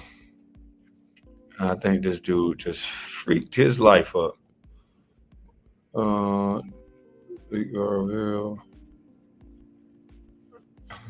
Let me find this video. There we go. All right, I'm going to show y'all how crazy what she was saying. Do I have an agent? No. This right here was just as crazy. Black, I'm black, so you have to fucking know if you know a fucking dog. How do I rewind this shit? Y'all don't have to hear it twice. Let me see. No, fucking don't. Fucking black women. Also, it's fucking black women on some high horse. Do some black woman shit. Do some black women shit to make me fucking respect you as a fucking black woman. You're all sitting there and doing done shit for no fucking black woman in your life. The fuck out of here. Black women respect black women. You don't even fucking respect yourselves. You haven't even got fucking black extensions on your hair. The fuck we talking about? About I hate my mother. I hate black women. How can I hate black women when I just told you I come from one and I'm empress? My mom's an empress. I don't like the way how my mother moves, so why would I pick a woman that moves like my mother? The fuck are we talking about? But because we're black, I can't say that, right? And because I'm a black thing, I can't talk about black women like that, right? And I can't take out my race, right? Because I'm black. Fuck that, take your black shit to yourself, man. Take your black shit home. Like I'm not black, I'm fully black. My parents are black, darker than you, my boy. What are you talking about? Fucking black women, all the pretty shit. I'm a black woman, so you just hate me because you don't want to fuck me. I don't want to fuck you because you don't fucking make it with yourself. I know. You don't have to fucking behave yourself. Sit the fuck down. Shut up. I'm talking to you. Who you talking to? I'll call my brothers. Call your brother. I'll wet him up down. And they call their brothers, and what happens? You've now got beef with their family because she got brothers, and they taught her how to be a bad girl. I don't know you said that. I'm a chatting shit. And then now you've got a baby man, you've got beef with her family. I'm a chatting shit. Because we're black woman, and she's a black woman. And because she's a black woman, we have to take it. You black bitch, shit the fuck up. I'll know everybody in your family. You're fucking mad. And we have to accept it because we're fucking black. No! I told you, Carl, don't get me on this shit. Because I say some shit that nobody wants to fucking hear. They fucking swing because they're black. I fucking told you, Carl. This fucking black thing fucking annoys me, bro. Black, I'm black, so you have to fucking know if you know I fucking don't. No, fucking don't. Fucking black women. Also, it's fucking black women on some high horse. Do some black woman shit. Do some black woman shit to make me fucking respect you as a fucking black woman. You're all sitting there and doing done shit for no fucking black woman in your life. The fuck out of here. Black women respect black women. You don't even fucking respect yourselves. You haven't even got fucking black extensions on your hair. The fuck are we talking about? About I hate my mother. I hate black women. How can I hate black women when I just told you I come from one and I'm empress? My mom's an empress. I don't like the way how my mother moves, so why would I pick a woman that moves like my mother? The fuck are we talking about? But because we're black, I can't say that, right? And because I'm a black thing, I can't talk about black women like that, right? And I can't take out my race, right? Because I'm black. Fuck that, take your black shit to yourself, man. Take your black shit home. Like I'm not. I don't know what he does for a living, but it's over. Oh boy. This is another person. This is another example of not being able to have a conversation that is singular and not where you're saying like it's all women. Same thing Isa Curry did, where you can't, well, not Isa Curry, that wasn't her, that was another lady on the same video. You cannot generalize like this. No one can listen to this message. Even if he was saying some things that were true in some fragments of the video, no one can stand with you on the way that you delivered it. And you made it seem like it was women, and you're yelling and you're shouting and you're clearly angry. So I think you just canceled yourself. And this is not a way that, you're supposed to get your message across, but I think this dude just canceled himself. So learn how to deliver a message in a better way than this, because this is stupid. No black women are going to stand with you. And once you get all black women against you, you have gotten a weapon of mass destruction against you. And your career is pretty much over. So, yeah, I just wanted to highlight that. Speaking for the black women, congratulations. We don't care. Yeah, it's some of them that's going to care, beautiful one, and his ass going to be canceled. Way to cancel your career in 3, 2, 1. I don't know why they think they're going to get something out of doing it like that and in that way. But you're not going to get nothing out of it in that way. And the crazy thing is, there's some women out there that they'll listen, even if you have a harsher message to deliver. Search them. But you can't do it like that. You can't be disrespectful like that and make it like it's all women and make it sound like you just hate, like you got a hatred. It sounds like he was mad. And nobody's going to receive the message like that. So you just fucked up, buddy. You about to be canceled. That's what I told the dude who tagged me in that. I said, he about to be canceled in 5, 4, 3, 2, and I left a 1. I left a 1. But hey, listen, man, I had to play this Lil Woody thing real quick because Lil Woody is, and I'll play the Young Thug thing another time. I want to stop it at this Lil Woody. I'm going to let everybody else get their take on Young Thug and all that. And I ain't rushing to do it because I don't want to rush through it because it's important. Because a lot of our generation and a lot of our culture is they're attracted to this real N-word thing.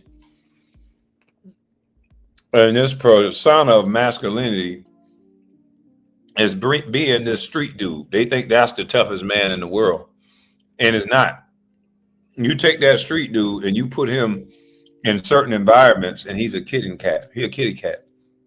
He don't have the mentals. Most of them don't have the mental brain to deal with certain situations.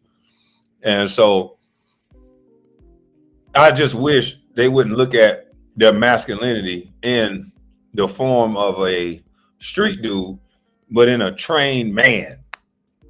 The trained men are the most dangerous men. The trained men are the most, they may not be the most influential because some of these street cats are very influential. They know how to connect with people. But as far as being a badass, if you're just trying to be a badass, join martial arts and learn how to shoot a weapon. Go get weapons training. Go get some fighting skills, and you can do whatever. You could be a street nigga. You can be whatever you want to be because most of them can't fight. And if you train in weapons and you can shoot, then it is what it is. But I just don't understand why would you sign up for a lifestyle that you're not going to gain from. Instead of focusing on trying to be more disciplined and more trained so you can live a successful life. It's like we get stuck in that adolescent mind. We never get past that, the trauma years, the teenage years where you don't feel like daddy was there. You don't feel like mama understand. It seems like we don't never push past that. They stuck in that mental mind frame. They're older, but the mind stayed right here. But Lil Woody seemed like he is growing up. The guy who actually allegedly did some of these killings seemed to be the most mature person now out of everybody in the group. So I want to highlight what Lil Woody is saying, because now he seems to have accepted his wrongs. You can still see that he's still traumatized by him in a sense. And he's still a dangerous person because he's always talking about being in the neighborhood, or he's going to defend himself if somebody come up. So he's still a dangerous person, but it still seems like he is more so trying to tell the next generation that, hey, this ain't what it is. And this is what you want. The real ones do what Woody do.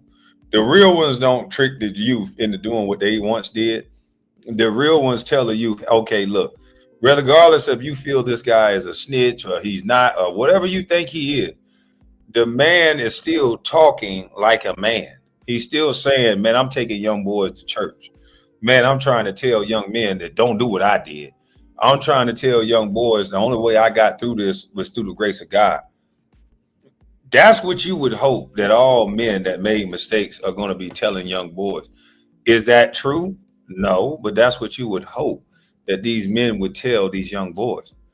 And so I applaud Lil Woody for doing that. At least he's not out here perpetuating a cycle of violence, because the young folks will listen to him. The young kids, they love him.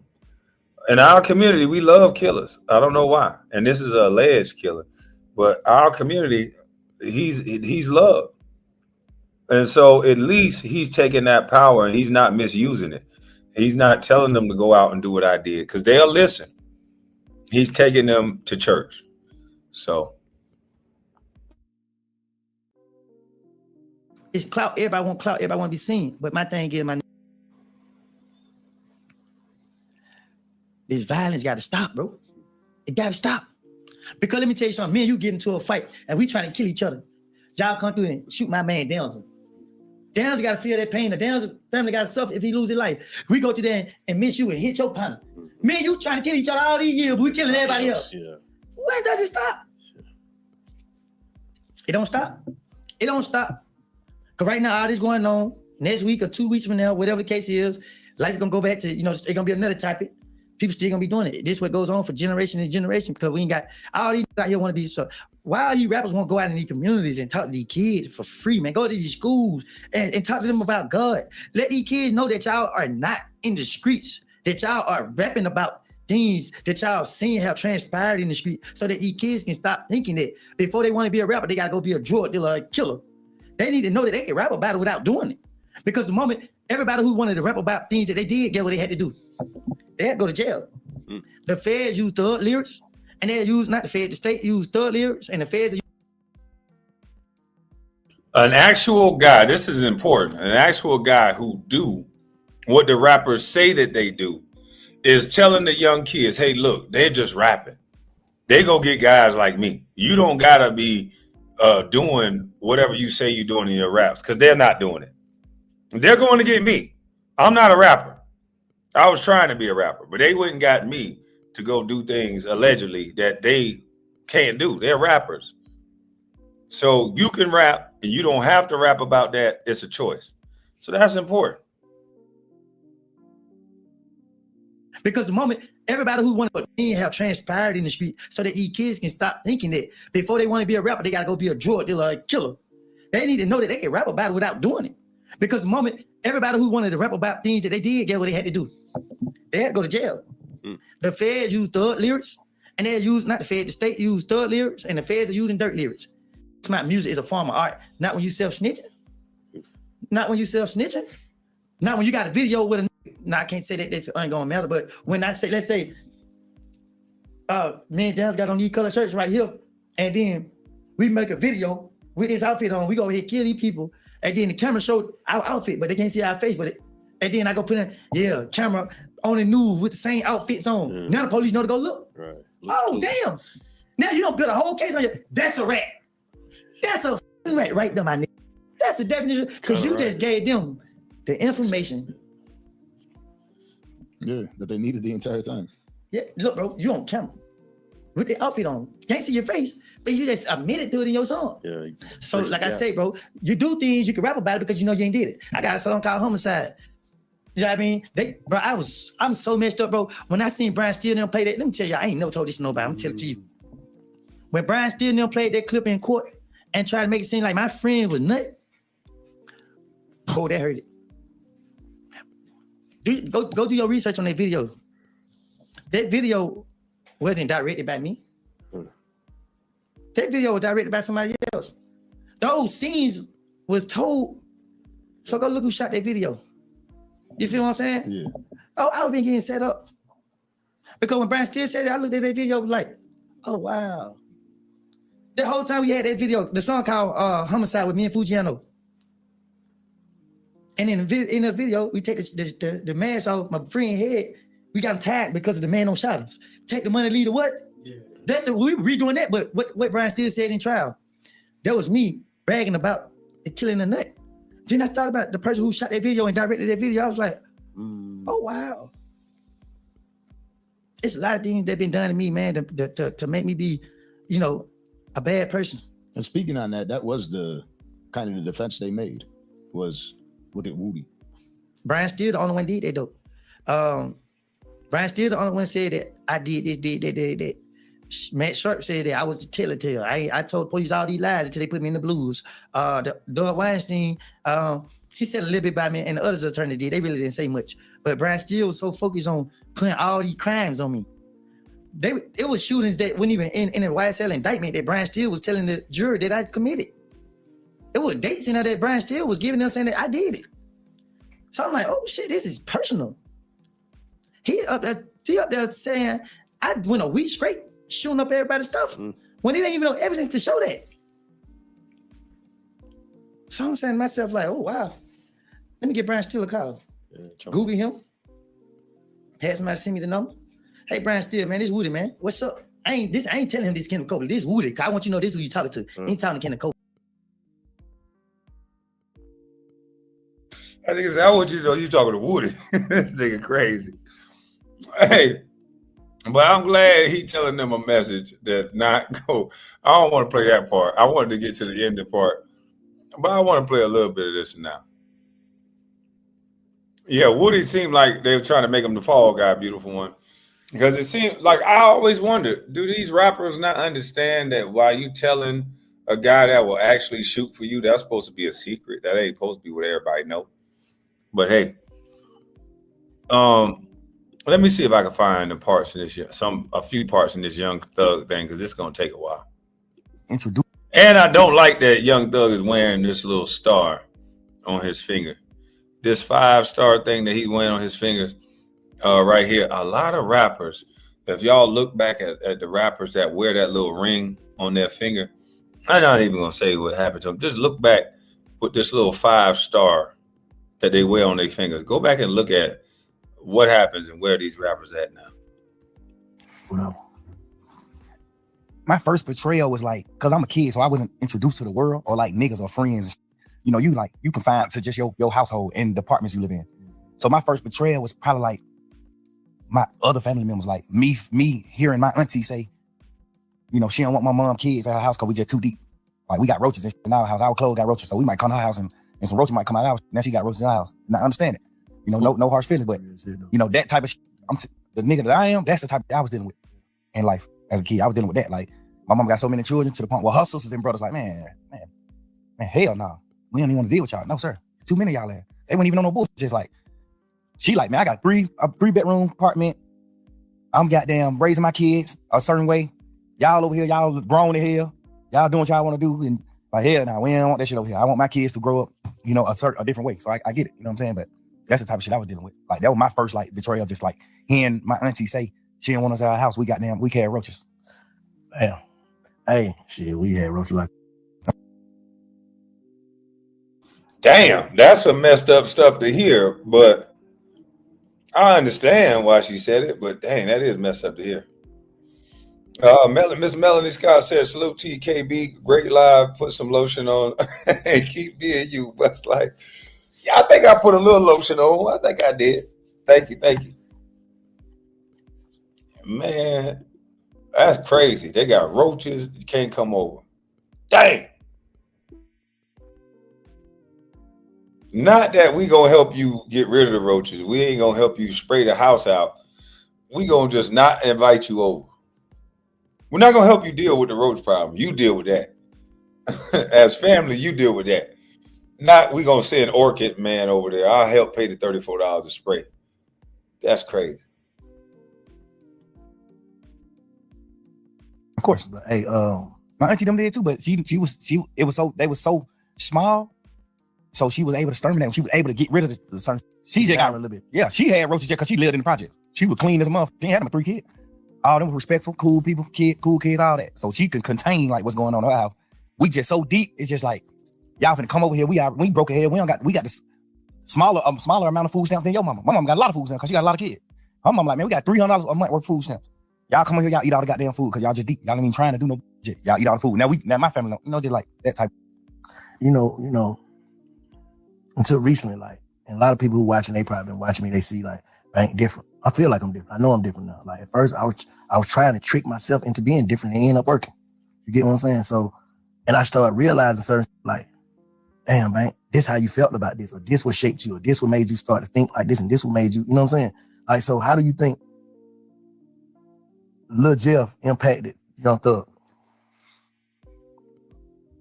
A few things. It was a few reasons. A few things like from me being Lil Jeff impacted Young Thug.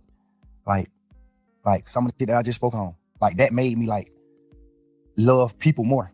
Because I seen like some parts of my family like not having the gratitude and like love that I wanted as a kid. Like, I actually love. Is Young Thug moving a lot to y'all? Let me slow it down and see if he's twitching or moving a lot. It seemed like he's moving a lot, but I got it sped up. Let me see. Love my auntie. I actually love my cousins from my auntie kids. I actually love them. Mm-hmm. And my mama, we were so deep. My mama always taught us like love, bro. Y'all supposed to be with each other. We'll never go against these folks. Love, you know. So those type of situations impact the impact Lil Jeff to Young Thug. Just like I'm telling you. It seems like he's twitching a little bit. Oh, yes, y'all saying the same thing. Sit still. He can't use them drugs no more. He doing an interview today with Aiden Ross. Please cover it, fam. All right. He doing an interview with Aiden Ross. But I seen streaming it while he was live. Academics was streaming this while it was live. I was like, dang. But yeah, salute to you, bro. It looked like he moving a lot. But what's up with this t-shirt, this tank top with all this jewelry on, knowing everybody gonna see this interview? Yeah, I don't know. You gotta think, my mom got a 5-bedroom apartment. We 11 deep. All 11 of us live in 5 bedrooms. So I'm sleeping in the same bed with 4 other people. The 4 youngest kids my mama got sleeping in one bed. Then the middle 3 sleeping in 2 beds in their room. They got 2 different beds in one room. Then the other, it's like that. So I grew up off of like, you gotta love one another. We ain't had nothing. We was literally damn near junkies. Like we ain't had nothing in the world. We did. Junkies. I'm telling you, when I bomb, not junkies. Like not junkies, but like bombs. Yeah. You know what I'm saying? Like junkies. Yeah. Like we don't got nothing. Like I wear my sister clothes. Yeah. But you had on clothes. I done been to other countries where they don't got no shoes. They be begging for clothes. They be wearing rickety. I'm telling you, like what we think is bad over here. Boy, you go to other places and they don't got water in their house. They toilets don't work. Like it's a lot worse. Like Beautiful One said exactly. Yeah, like we make problems that are something that's difficult. But in the projects, they give you a brick building, they give you functional toilets, they give you room to stay in, but they didn't tell you to keep having children. They gonna give you got to take what they give you, and then what else you get, you got to go get it. It's like y'all should have been out raking goddamn yards. It's a lot of y'all should have been out doing something positive, but y'all chose. It's still a choice. You chose to do something else, and that's what people don't want to accept, the choice that you still have that you make. Them poor Spanish guys are coming over here and they're working as a team of builders. Hell, some of the stuff they don't even know how to do. You get a contractor that knows certain codes and they be like, hey, that work look good to y'all, but some of that shit fucked up. Don't be just getting these guys over here to do work, and especially if you don't know how to watch it. So, but they're still moving as a unit, you know, to do something positive. To school. My sister then I got to drop out of school just so I can wear her clothes, and people don't know that I'm wearing her clothes. That's what I'm saying. How them circumstances, like in what way did that, like what way, what did it make you feel like? It made me feel like I just wanted. Oh, that's why I wasn't new. He's been wearing women's clothes.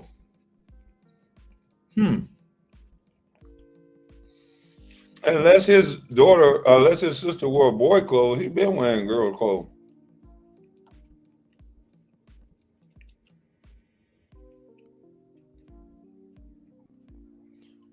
I think Young Thug might be able to fight. He grew up with all them damn people in the household. That's a lot of people.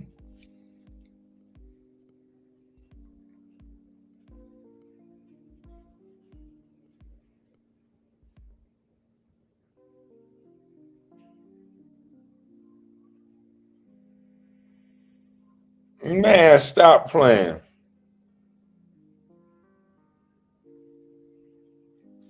Man, we just asked, where do these guys work at? Where could these guys work at? We got to stop doing this. Our world is so harsh. We love embarrassing people like this. Former OVO artist I Love McCone, who made Tuesday going up on a Tuesday, now works at a fast food spot. That look like him. I don't know if that's him, but it looked like him. But guess what? He looks healthier now that he's not with Drake. Look how out of shape. Look how bad his teeth look with Drake. He looked better, pause, away from Drake. He looked healthier.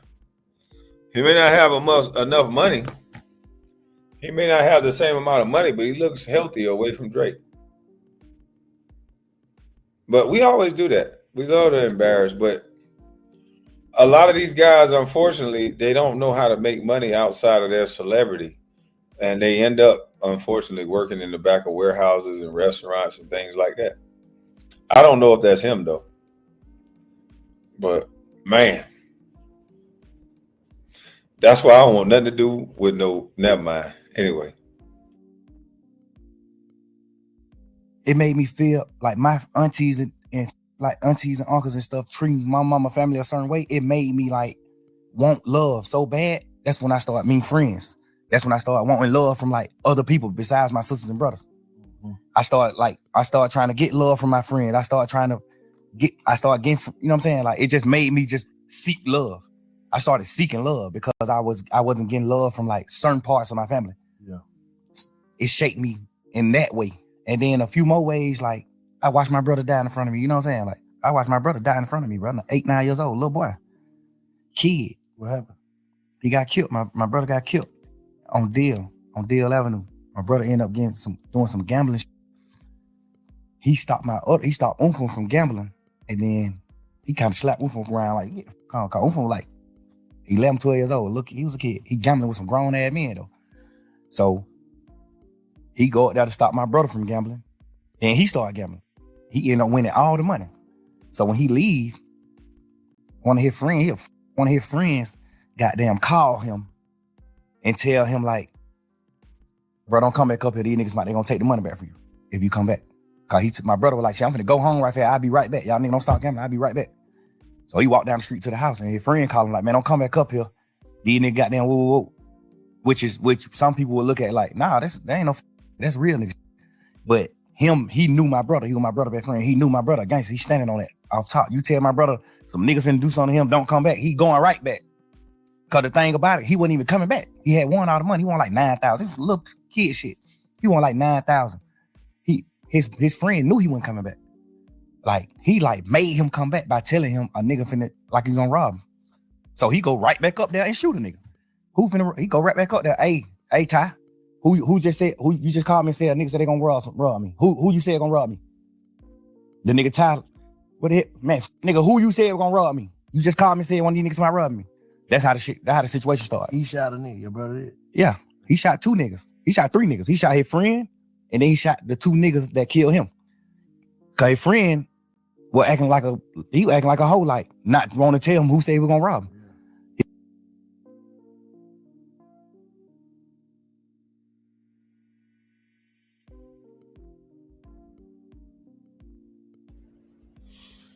Boy, ego is a terrible thing, boy. Ego and pride. I remember when I moved with ego and pride. I used to say, ain't nobody gonna run me from my hood, my hometown. I've been here, this and that. And then I grew up and I moved to Atlanta. And because all it's gonna make you do is it gonna make you take it to a space that you don't want to take it to, and you're gonna ultimately end up in jail or worse, like Young Thugger did. But the man tried to warn you like a good friend, but you call him a BA nigga. He didn't want to blow the spot up and make it look like, because just think about it. If all of y'all are some dangerous dudes, and this dude told you as a friend, he confided in you like, hey man, don't come back up here because these niggas talking about robbing you. He ain't want you to come up there yelling it out loud, yelling and going crazy and telling on him that he told you. Like he didn't tell, like you can tell the dude probably didn't want him to come back. And because if he wanted him to come back, he would have told him the dudes that was gonna rob him over the phone. Such and such, Johnny said, "Hey man, if you come back, he gonna rob you." Such and such. And if y'all was friends like that, he was supposed to say, "Nah, nigga, you ain't finna rob my homeboy if he coming back. What's wrong with you?" So I don't know, but what made him go back to a place where you know there's a problem had to been ego. Because all he had to do is not go back. That don't even make no sense. Man, them niggas just mad they lost their money. I ain't finna go back and initiate the problem. The nigga could have just been talking. So I'm gonna let him have that conversation, and it is what it is. Kwame, it's a young girl watching this like, ooh, he gangster. He could be lying his tail off. Yeah, exactly. It's a young, impressionable girl. This is a gangster right here. But that's not gangster to go run into a gunfight outnumbered without even knowing who the hell said what. That's you not knowing what's going on. That ain't the smart way to handle that situation. And I'm sorry, it's unfortunate that happened to his brother. But I wish he would have made a better decision to not go back. It's all about decision making. Your friend like, man, bro, you tripping. Boom, shoot him. Bitch ass nigga. Boom. Then when he shoot him, he started saying like, man, didn't nigga say him, bro? These two niggas. So he started shooting at these niggas. Then he take off running. He hear the police siren. He take off running. Them niggas goddamn started back shooting back. Shot him in the back while he was running. Ran down the street a little bit and fell on the ground and just like, he just on the ground gasping like, man, hurry up, get me in the car, take me to the hospital. He just was telling us like, I feel like I'm dying. Like, I'm telling you, I feel like I'm dying, bro. I feel everything's slowing down. My heart rate, everything's slowing down. I feel like I'm dying. Y'all gotta, you know what I'm saying? I'm right here, bro. Little boy. I'm looking at my mama holding nigga hand like he going in shock. My mama like, Beanie, like, son, you hear me? You hear me? And he just like choking up blood, but he like, you can see he trying to say something, like he let her know, like, I hear you. He trying to say something, but he can't talk. So my mama like, you hear me? Squeeze my hand. I'm holding one of his hand. My mama holding the other hand. She like, if you hear me, squeeze my hand, son. Squeeze my hand. Don't go, son. You squeezing our hand. I'm like, he still, you know what I'm saying? Like, I'm looking at this shit as a kid, bro. Like, so from that day forward, I always said, I'm gonna do something to the nigga that killed my brother. That just shaped my life. That made me cause I played football. I looked up to Michael Vick. I played football. I wanted to rap. I looked up to Lil Wayne. I looked up to Michael Vick. I looked up to Hot Boys. That just shaped me from all that. From that point on, I looked up to like steppers. I looked up to niggas from my hood, from Jonesboro South, that handle their business. That shit just made me a whole different person. That one situation. I was never like 9 years old. I was a kid. So from that point on, It is sad that he went through all that. This is man need to go to counseling. If he done been through all that, and just think about it. These are men that need counseling and need drug addiction therapy. Because a lot of them are on drugs to deal with the things that they dealt with in the past. And they put these type of people in front of the world with all of this trauma. You can tell he gets that you can tell he gets that from his mama. Dang girl Trace. He's talking about dang girl Trace, just telling and gossiping about everything. This boy here crazy as hell. But yeah, he need to go to counseling. He never gonna be right until he go to counseling. That's a lot.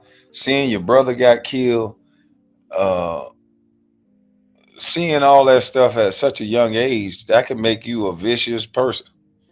Young Thug might wear dresses and stuff like that, but if he's seen all this stuff as a young kid, this can be a dangerous dress wearing dude because his mentality is different. Seeing all that shit grow up, it can change you into a beast. And that mentality don't come with size, and it don't come with a look. He can look how he want to look, but he's seen things that other people ain't seen too so early. It took away his innocence. Looking back on like what changed? Like what changed in you? Me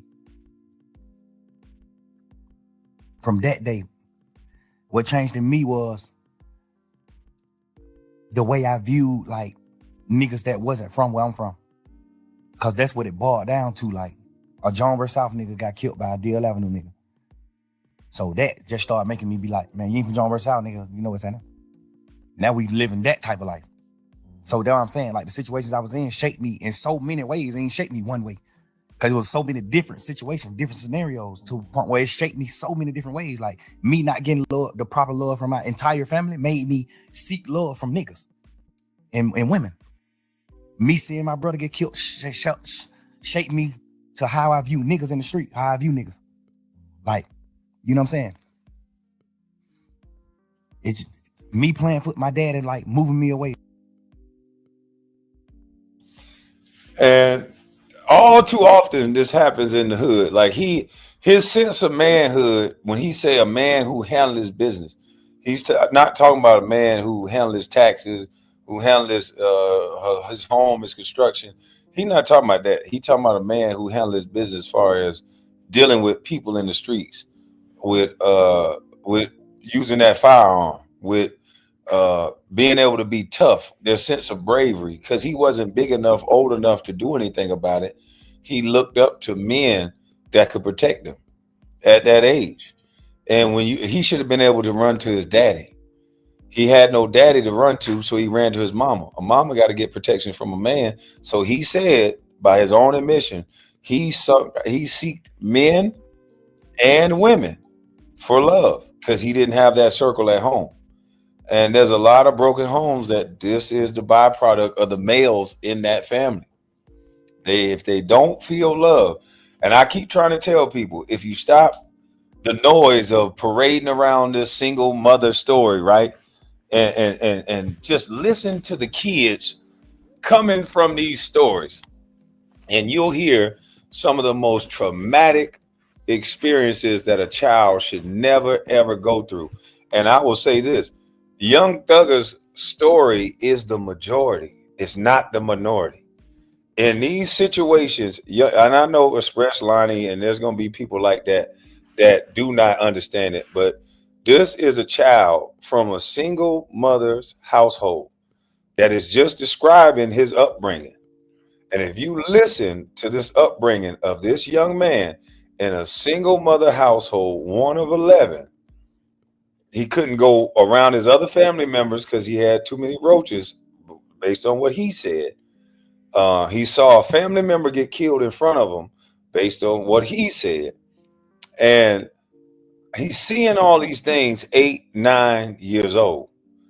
How can a young man, y'all wondering why these young boys have so much trauma, how can you expect him to make the proper decisions as an adult if this is what his child rearing was? Can somebody please tell me, how can you completely blame this on Young Thugger, this mentality, this way that he speaks, this way that he acts, when he's telling you at 8 or 9 years old, he is watching his brother die?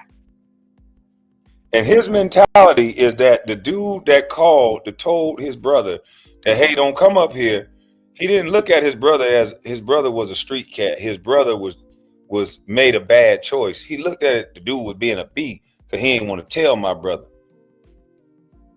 The mentality is the problem. The upbringing, the environment, the mentality. You can put a different mentality of person in those same housing, and that doesn't mean they got to have this same mentality or this same drama. This is trauma, and it happens all too often. You can set these kids in front of kids like Young Thug, You can set them in front of a panel of these women and these men that say, I did it right, and I'm a single mother, and I champion this. And you bring out the majority of these children. You bring out 1,000. You bring out 100,000. The majority of them, and I'm not talking about hurting your feelings, the majority of these households are going to have the most unimaginable things. These young girls, this is a man saying this. You're not even going to get to what happens if you get into a young girl in a situation where she's unprotected and she's chasing men or she's going to seek out men. You don't want to hear what happens to that young girl, because Young Thug said he went to go seek out men and he went to seek out women. What happens when this is a female now? Because Young Thug got sisters. What happens to those little girls that don't have money? Those older men that have money that can give it to them?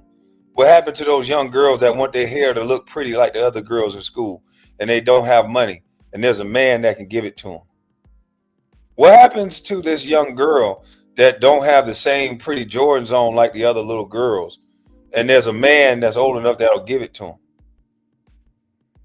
See, all of these things are a byproduct. We have things that we say is a gateway drug. We'll make the most beautiful common sense things when it comes to certain things.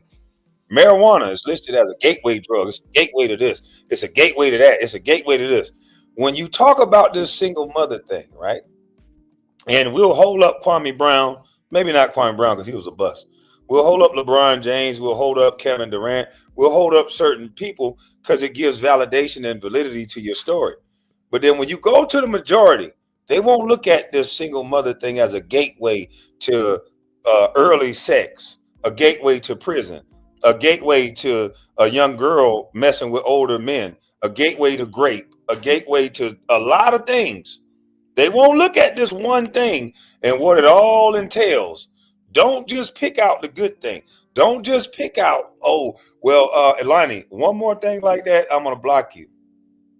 One more thing to disrupt this show, Lonnie, I'm going to block you.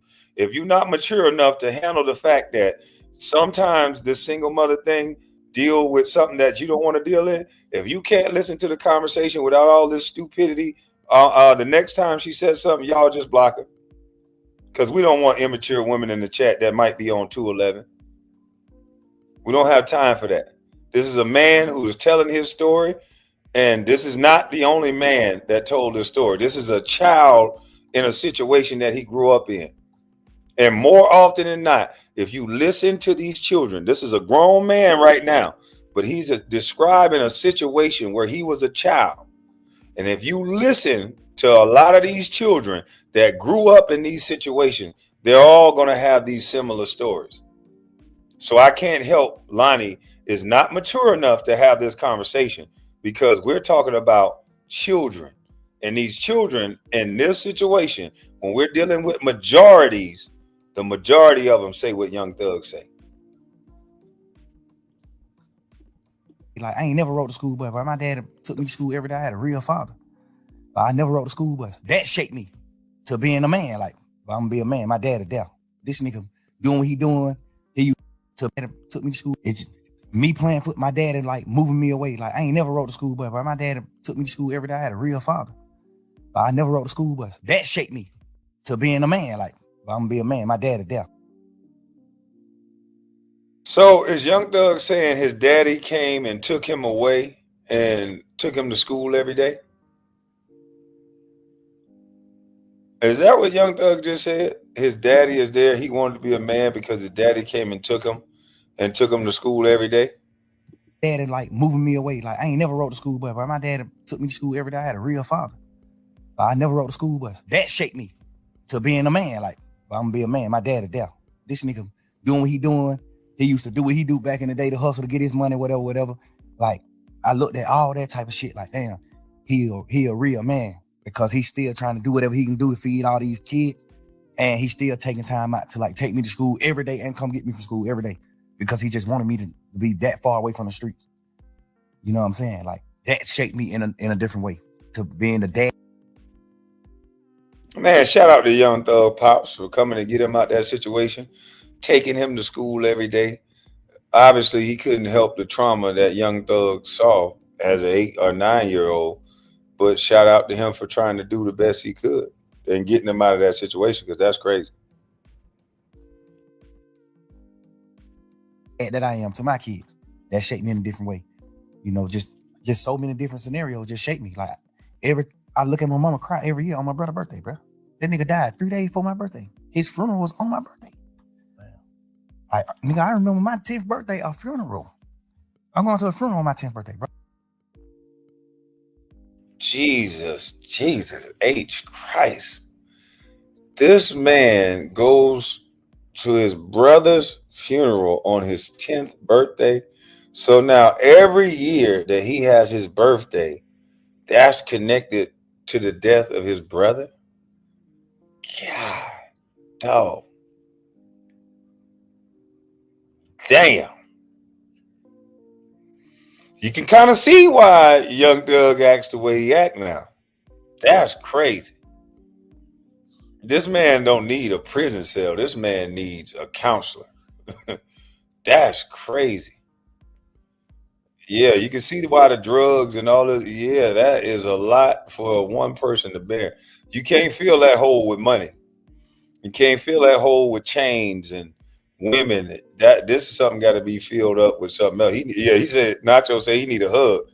He definitely do, boy. That's crazy. He been through a lot of shit.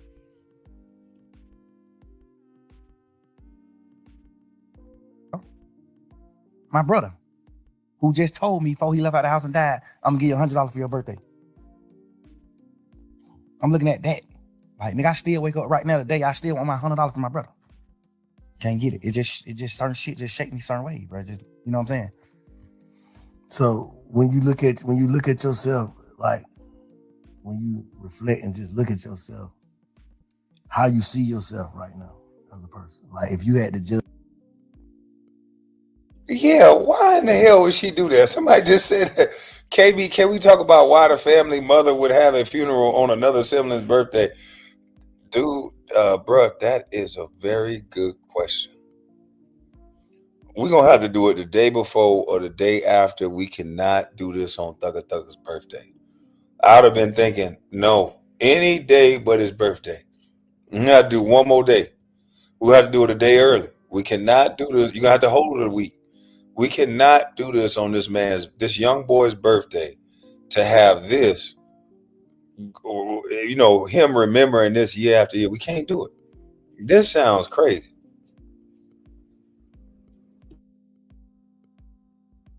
You, how you see yourself. The crazy part is, bro, I thought I was whole. I thought I was wholesome. I thought I was like the perfect man into this situation. This situation at hand right now made me realize, like, damn, bro, I'm actually fucked up. Like, I was just so, God just created me to be so happy to the point where I know how to like get beyond problems. I just always was happy. My whole trial, I just was happy as hell because it's just like, I ain't got no reason to be happy. But it's just like, I'm just a happy person. I'm just a natural happy person. I could have got a life sentence and went to prison for the rest of my life. And y'all would have been seeing me in prison on photos just happy. Because I think God just created me like that. I be mad at God sometimes for that. Like, dang, bro, why you created me just like so happy to the point where I can't be in touch with my real feelings. But do you think that type shit goddamn make it to where a nigga, cause I'm gonna keep it real with you, Slime. He's saying it's happy, but he learned how to bury his trauma better than most people. He learned how to hide trauma through joking and laughter and moving past it and being successful. Some of his most painstaking moments, he probably was at his best at rapping, was probably at his best at whatever he was doing. He's learned how to work through trauma better than most people. And that's probably his one of his gifts. While everybody else thinking that it ain't gonna work and something ain't gonna win, he right there telling them, yes, it is. I know it's gonna win. And by you saying that and manifesting it and continuously believing it, and that's probably why he's successful the way he is. But he's still traumatized. He still got to get over that trauma. He got to get past the trauma from his family. But let's keep going. Like coming out of jail, and we're like, man, what the fuck is this nigga doing, bro? Like it's like you ain't learn your lesson, and all this shit going on here in these calls, talking on the phone. Like, what the hell wrong with this nigga? Like, you know, a nigga. I know you was in there praying, right? Absolutely.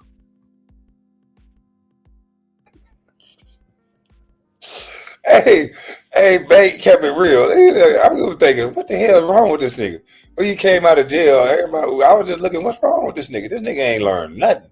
At least he said that. Okay, we getting to the meat and potatoes of this now. I like that. He shot straight from the hip. I was like, what the hell is wrong with you? Happy to the point where I can't be in touch with my real feelings. But do you think that type shit goddamn make it to where a nigga? Cause I'm gonna keep it real with you, son. Like coming out of jail, and we're like, man, what the fuck is this nigga doing, bro? Like it's like you ain't learn your lesson, and all this shit going on here in these calls, talking on the phone. Like, what the hell wrong with this nigga? Like, you know, a nigga. I know you was in there praying, right? Absolutely. Like it's like, do you not understand your prayers got answered? Yeah, you understand that, but you also listening to people tell you like, well, you the wizard. You ain't going to prison. And then you gotta understand, man, I was in jail 3 years, bro. Like I was praying 3 whole years. At some point, I started thinking like the prayers ain't working. You gotta understand that too. Like I'm going through shit every day. I'm looking at my best friend, them do what they do. I'm looking at this. I'm looking at certain shit. And it's making me feel how I'm feeling.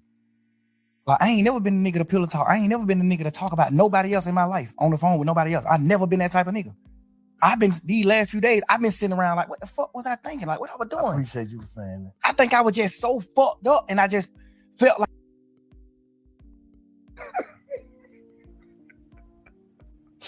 That nigga Banks say appreciate you for saying that, so I don't have to say it. He ain't say that last part, but he like, I appreciate you for saying that.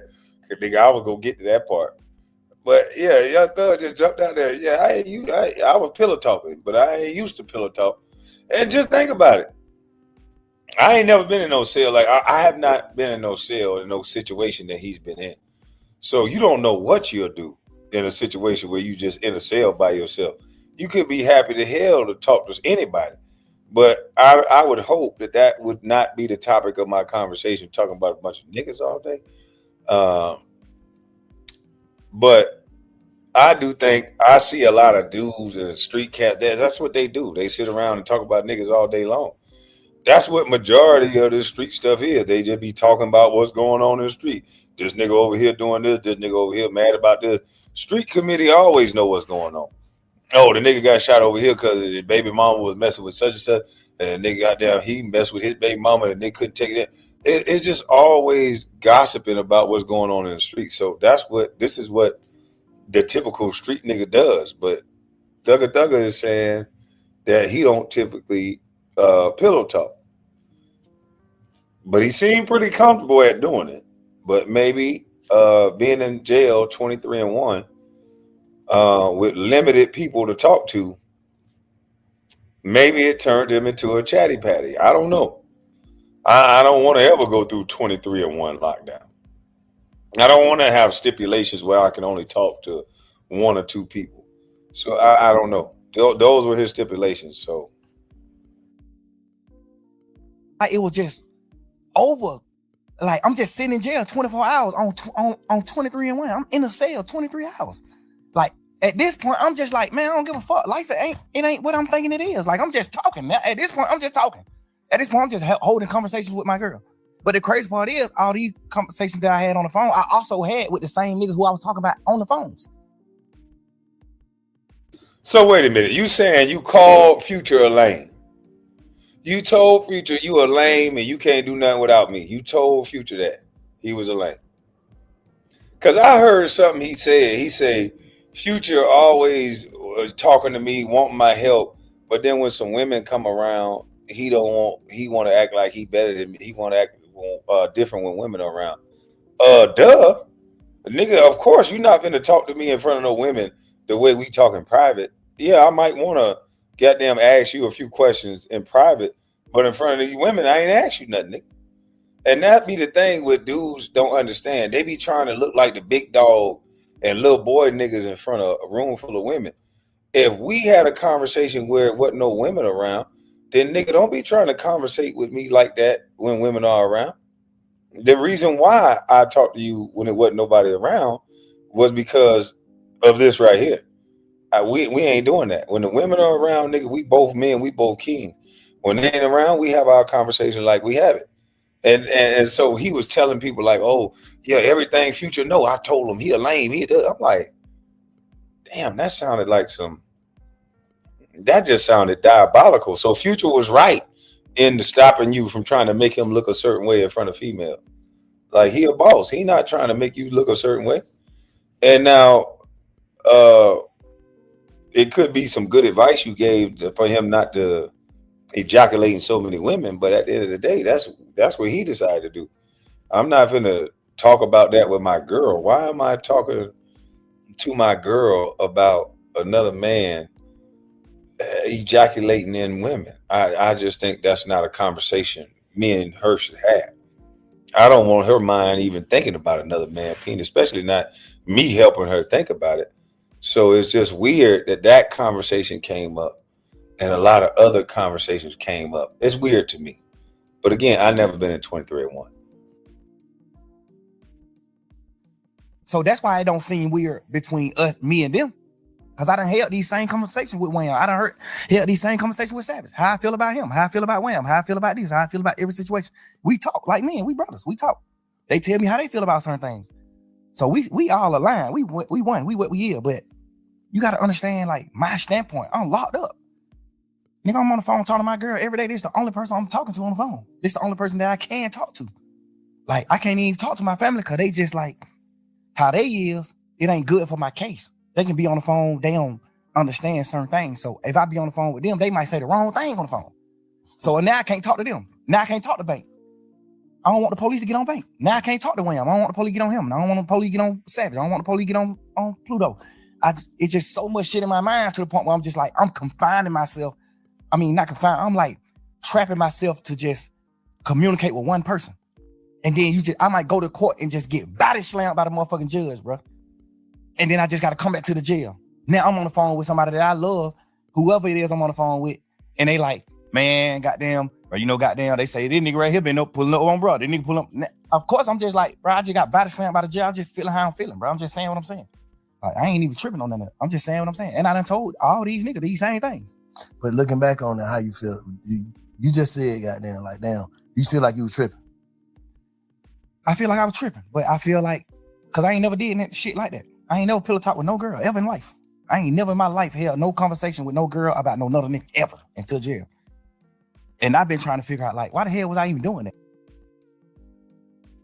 Man, he did that shit so smooth about so many people. I don't believe that. It's too many people that you talking about so effortlessly for me to believe that this is your first rodeo. There's so many different, like every day there's a new person you was talking about. And again, this is 3 years. It's a long time, but there's other things you could have talked about. Oh, excuse me. There's other things you could have talked about. Sorry. And then I just had to like think back to when I was in jail. Cause I did a long time in jail. So I know how to think right back to when I was in jail right now. So you've been reflecting. Hell yeah. And that's another thing I don't even want to do. That's why I don't even respect the phone call shit coming out. Cause all it do is make me think about when I was in jail, going through fighting for my life. All it do is make my girl think about those long ass conversations on the phone. We praying and we doing shit and hoping that I can get away from this shit and come out of it.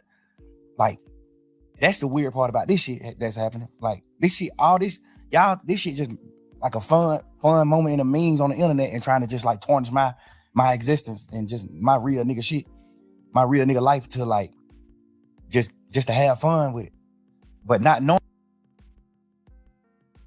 See, that's the thing. What is a real nigga life? You're a rich, successful man. Why not just have a real man life? What is a real nigga life?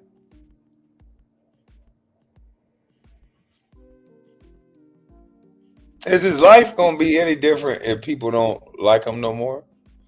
Like, I don't understand the real. Well, I understand, but did y'all hear the real inward life? They trying to attack his real inward life. I wonder what he means by that. I wonder if this mentality is on some teenager, childhood, adolescent shit, some hood shit. Because I don't give a fuck what you think of me. I don't. I'm grown. And he should move away from this mentality. This is what's holding Young Thug back. This mentality right here. Memes on the internet and trying to just like tarnish my existence and just my real nigga shit, my real nigga life to like just to have fun with it, but not knowing like, but this shit traumatizing the hell. This shit goddamn make me remember when I was in jail. This shit make me remember those dark ass days and moments I had, bro. This shit make my girl cry. She ain't even tripping about what we saying on the phone, nigga. We said whatever I say, I can say twice. I'm a grown man. I'm a man, nigga. Whatever I say twice, and I done said it to every nigga. They know that. So I ain't tripping on that part. I'm tripping on just like the world not knowing it. So then Future already know he a punk. I highly doubt that every guy that he talked about know the extent of how he felt. They might know he talked, but I highly doubt they know that this is the way he was talking.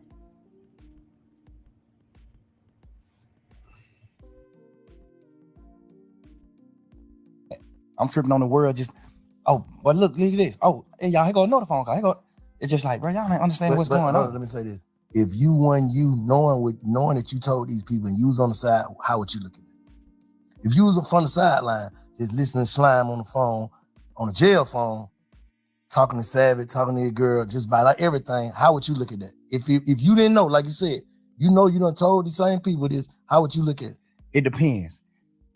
If I was on the sideline and I never been in that situation, like no jail shit or fight for my life, I probably would look at it how people looking at it that ain't never been through shit. Okay. They probably looking at it like, man, you some bullshit. Why the hell you talking about? But if I was a nigga that had experienced certain shit, I would look at it another way. Mm-hmm. But and me personally, I'm a smart man. I know how to think. So if I see somebody else going through this, I'm the type of person to be like, damn, I want to know what he think. Like I want to hear what he was feeling. Like why you do this? Why you said this shit on these phone calls? Why you was saying this shit on these phone calls? Because everything on the phone call came from questions being asked. Or they just putting out your part. Who you think putting that shit out? I don't know. I be looking at it like some of the niggas that's like mad that I'm pushing grown man business. I'm pushing. We ain't telling on nobody. We ain't no rats. We ain't doing it. It might be people that's like, it might be stemming from that. Cause do you think you inviting that energy though? Yeah, 100%. Overly. Yeah. Overly. But me just knowing how this world is, even if I wasn't inviting the energy, it still happened. It still would happen. Anyway. You can't just say that. I know it. Because you got to think, before the world even seen an interrogation video of me or anything, jail calls I had already got leaked. Jail call got leaked when I was in jail. Interrogation shit was already out too, though, huh? Right. I'm just saying, all this shit was happening while I was in jail. But I'm saying, so I don't think it would be, me personally, bro, this shit for me to use slang, I don't think it would be, it's like right now, yeah, interrogation shit came out too, and there was some shit in there, we're gonna talk about that, there was some shit in there like, damn, Slime, why you say that? What the hell wrong with you? But at the end of the day, I'm saying niggas wouldn't wanna be like, yeah, man, fuck that nigga. If it didn't come with, you gotta think, bro, if people's out here in the motherfucker like free Slime to the death, like can't wait till you get out. But then when you got out, it was like, he ain't learned. He's still the same. He wanna go back. Just off of tweets and dissing and, you know what I'm saying? That just like, damn, bro, like, bro, you just did some shit niggas don't do. You just goddamn came home on some shit with goddamn damn near everybody telling. Nigga ain't supposed to make it back. And you back, that's God. So it's like, damn, it's like the universe too was making it like, yeah, spank him. I think. Yeah, the universe balancing out that energy that he's giving off. They gave you a second chance. And you're supposed to came out on some whole different stuff, but you came out on this. So the universe, tearing him up. But Big Bank is making him aware of that. Hopefully he listened.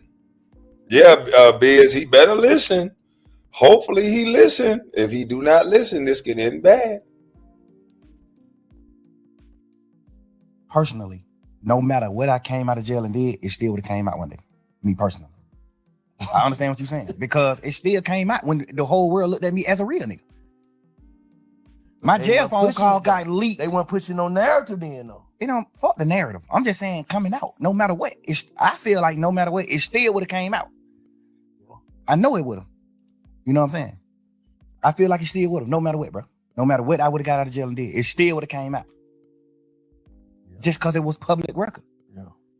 Because at the end of the day, when the first shit came out, when the first few jail calls came out, or me and my girl just talking and shit, when those first few jail call came out, nigga, my team got in touch with the Cobb County people and stopped all of it.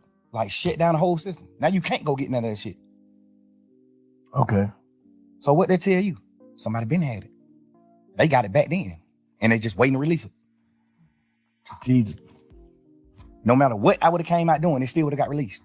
What about like, because you can't go on the internet and get it right now. You can't go on Cobb County website and get it. It's been shut down for a year and a half. What about like contradicting shit? Like they say, you tweeted that you told y'all to take the take the plea. Yeah. But on the call, you told Savage. I ain't told that nigga that. Like, so that's like credibility. Like, damn, Slime, you said this, but this, you tweeted this, and well, goddamn, what one is it? Yeah, I understand that. And the thing is, when just say I'm in jail fighting for my life, this just for people that don't know the law. Okay. I got co-defendants. I got 28 co-defendants. I got 28. It'll always be a nigga that gets some charges and then they turn into a lawyer. It's like, Jesus Christ, you got charged with the crime. You didn't beat the crime. They be acting like they went to law school because they got charged with a crime.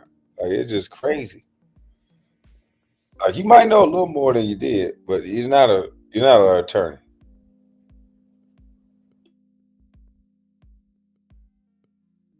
Eight niggas on the case with me. We can't have contact. We can't talk to each other. We can't be around each other. When I go to court, they got me on a whole nother motherfucking side of the courthouse. They got these niggas on different sides of the courthouse. Nobody is around each other. Because we co-defendants. We get another charge if we talk to each other. We can't talk to each other. Mm-hmm. So when I'm on the phone, a nigga like Savage, he know what he know about the law. But it's some things that he don't know about the law. Mm-hmm. So that's what slowed me down from calling niggas from jail. Cause he on the phone just having a normal conversation with his brother. And he just want to know what's going on. Like, shit, I just want to know what's going on, bro. Like, you seen your brother plea? You seen this? You know, he don't know the law. He don't know the side of the law where I got a co-defendant and I can't talk to him. So if I get on the phone on a jail call and tell Savage, yeah, I told Umfum to take his plea, that's another charge on me because I don't supposed to have contact with Umfum. So when I'm on a jail call talking to Savage, I got to say no. Hell no, I ain't told that nigga do that. Hell no. Cause all they gonna do is take that jail call and play it in court. Now I got to attempt the court charge. Yeah. So when I'm in the jail, I can't say it. And when I'm in the jail, I'm like, hell no, I ain't told no nigga take no plea. No, I ain't did that. Cause I gotta do that. I'm on trial. I don't supposed to have no contact with him. If I say I told my brother to take the charge, all they gonna say is, how you told your brother that? You must talk to your brother. Boom. The lawyer can get in trouble. All type of shit can happen. I'm on the phone all the time. Hell no. I ain't tell that nigga take no charge. Fuck no. I mean, I ain't tell him to take the plea. No. But when the case over, can't nothing happen to me by saying that. So when the case over, hey, let me clear this up. Just for the world to know. Cause I told Savage no. I told Pluto no. Like I told a few niggas who asked me like, hey bro, you told your brother to do that? I'm like, hell no, I ain't telling him to do that. So obviously niggas that I fuck with in the streets, in the world, they looking at it like, all right, your brother did what wrong. You ain't tell your brother to do that. Mm-hmm. So I gotta clean that up. Cause I really did tell him after the case. Yeah. After the case. Hey, hell no, I overly told him to take the charge. But because it definitely looked like, damn, they took the same plea, so how the hell you gonna just single a gun out? You know what I'm saying? You know why? But you was done talking? Now, that's what I was thinking, Jay. But he's admitting to it now. Isn't that the same with his brother and Gunna? So let's hear what he says, because I thought this was the same.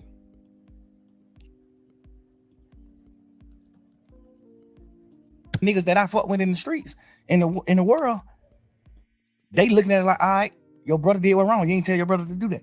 So I gotta clean that up. Because I really did tell him after the case. Yeah. After the case. Hey, hell no, I overly told him to take the charge. But because it definitely looked like, damn, they took the same plea, so how the hell you gonna just single a gun out? You know what I'm saying? You know why? But you was done talking? Nah, go ahead. The reason why I differentiate his plea from their plea is that's like you telling your son to do something versus you not telling your son nothing and he do something. I told my brother to take the plea. We had a week and a half conversation, talking a week and a half. Every day in court. My first time seeing the nigga since we been in jail. We crying each other, all type of shit. I'm like, bro, get the fuck on. This nigga been in prison his whole life. You think that nigga give a fuck about going to prison, bro? So it's snitching if somebody else say, wait, so it's snitching if two people do the same thing. And the only way that there's a difference is if Young Thug tell you to do something. That's the law of the streets. If Young Thug tell you could do it, then it's not snitching. But talking to the police under normal circumstance or taking the plea deal, if the plea deal itself gives Gunner a snitching allegation, then why doesn't he give his brother that? And he said because he told his brother to do so. So now the same plea don't give his brother a snitching allegation. Sounds like he being a hypocrite. But the only way I see that even making any close sense is that Gunner is saying openly that YSL is a gang. And that would be the only thing that would make it seem like there's a little bit different, is that with him admitting that YSL is a gang, I wonder what the difference is. I don't know. That nigga a man, gangster. Stand on that. Home don't give a damn about no sentence. Home told me every day in court, he told me, hell no. Boy, you tripping, bro. Boy, I'm rocking. You my brother, nigga. You my real live brother. Like my mama had. Your mama and we got the same mama, nigga. You my brother. If you go to prison forever, I'm going to prison forever. Fuck that. He's just a freak nigga. That's how he looking at it. Hell no. Nigga, I'm crying to this nigga every day. Bro, please, bro. You just got out of prison, bro. You just did 12 and a half years. Get the fuck on, bro. Please, bro. I'm on the phone with my mama. Nigga, my mama crying every day, man. Both of my son, man, bro. Y'all come back to me. I don't give a fuck what happened. Y'all need to come back to me now. Woo. I'm telling my brother, gone. You got to get back with him, bro. I'm going to be all right. I'm good. I'm a man, bro. I'm standing on mine. I'm going to be all right. I need you to go, bro. That nigga crying to me, boy. Bro, do you understand what you telling me to do, bro? No. I'm a man. That nigga just had a life sentence, nigga, for not telling. He not a rat. No matter how you gonna look at nothing. This nigga just did a life. That nigga just had a life plus 10 prison sentence for not telling. They got this nigga on the phone. Life plus 10 for the crime. Yeah, for not telling. Yeah. Nah, they know he didn't do it. They know he didn't do it? They know he ain't do it. He got a life sentence. You know that that motherfucking judicial system here, bro. They know. They got the nigga who did the murder on the phone 2 days after he did the murder, talking to somebody on the phone like, man, y'all niggas stop playing with my money. I just had to step on the nigga a few days ago for playing with my money. They got him on a wired phone call saying this. They know who did the murder. Well, that alone is not going to prove that he did the murder. You can have somebody confess and say I did it. If they can't find no evidence to corroborate what you're saying, then that's just nothing. That's hearsay. That ain't nothing. Yeah. So yeah, I don't know about this interview. This is weird. They know who committed the murder. When we had cameras at the house, when the murder got committed, my brother was in the house. Unfa was in the house sleep when the shit happened. They got cameras from like other people's houses and shit of my brother leaving out the house after the murder. His best friends them was convicted of doing the murder, and they was in my mama car. Nigga, my brother still in court. His best friends them other people's houses and shit of my brother leaving out when the shit happened. I was in the house. When we had cameras at the house, when the murder got committed, my brother was in the house.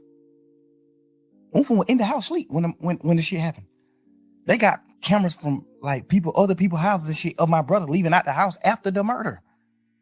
His best friends them was convicted of doing the murder. And they was in my mama car. Nigga, my brother still in court every day of his motherfucking life, still to this day.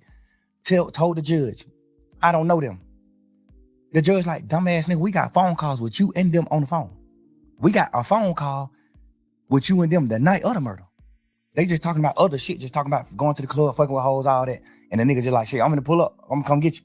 The nigga dodging coming to my house because he know my mama gonna ask for her car. So he like, man, you gotta walk around the corner, get in the car. Like they on real phone calls on each other. My brother still in this motherfucker fighting every day, saying, I don't know them. They lying on me. The judge just sought it to him just because of that. Like, oh, you playing game. They offer that nigga immunity. They know he ain't do it. They offer him immunity. Hey man, you tell exactly what happened, cause they saying, one of the niggas saying, you brought the gun to them. One of the niggas saying, it's three of them. One of the niggas saying, Unfun did the shooting. One of the niggas saying, Unfun didn't do the shooting, he just brought us the gun. They like, why y'all didn't just come to the house and get the gun? Cause we was in his mama car. And if we would have pulled up in the driveway, his mama would have made us leave her car. So we called Unfun and told him, hey, come around the corner and meet us and bring us the gun. We finna go to the club. They just like, hey, bring my file, we finna go to the club. Bro, goddamn, suppose, I don't know if he did it or not, cause he still ain't told me to this day. I don't know if he did or not, take them the gun. But when he take them the gun, they ride off and gone, and like they finna go to the club and do what they doing. All right, y'all, I'm gonna pause it right here. This is 3 hours. I'm gonna have to keep going over this because this is not starting to make a whole lot of sense. I think it's hypocritical to say that one person is a snitch and the other one is not because you told him not to. But I want to hear how he break down Gunna and how it impacted his trial with Gunna admitting that he was that YSL was a gang. So that's all I want to know. I want to see what he says about that. Well, how did it impact my trial with Gunna saying that he was a gang member? Because it looks like that if he would have stayed and didn't, take the plea, he could have got off of his situation too. So I appreciate everybody who super chatted. Appreciate everybody who came in and chatted. We'll go over the rest of this later on. But this should tell you that this street stuff is based in trauma, a lot of immaturity, and a lot of childhood BS. So salute to y'all. I'm up out of this thing. I'm gone.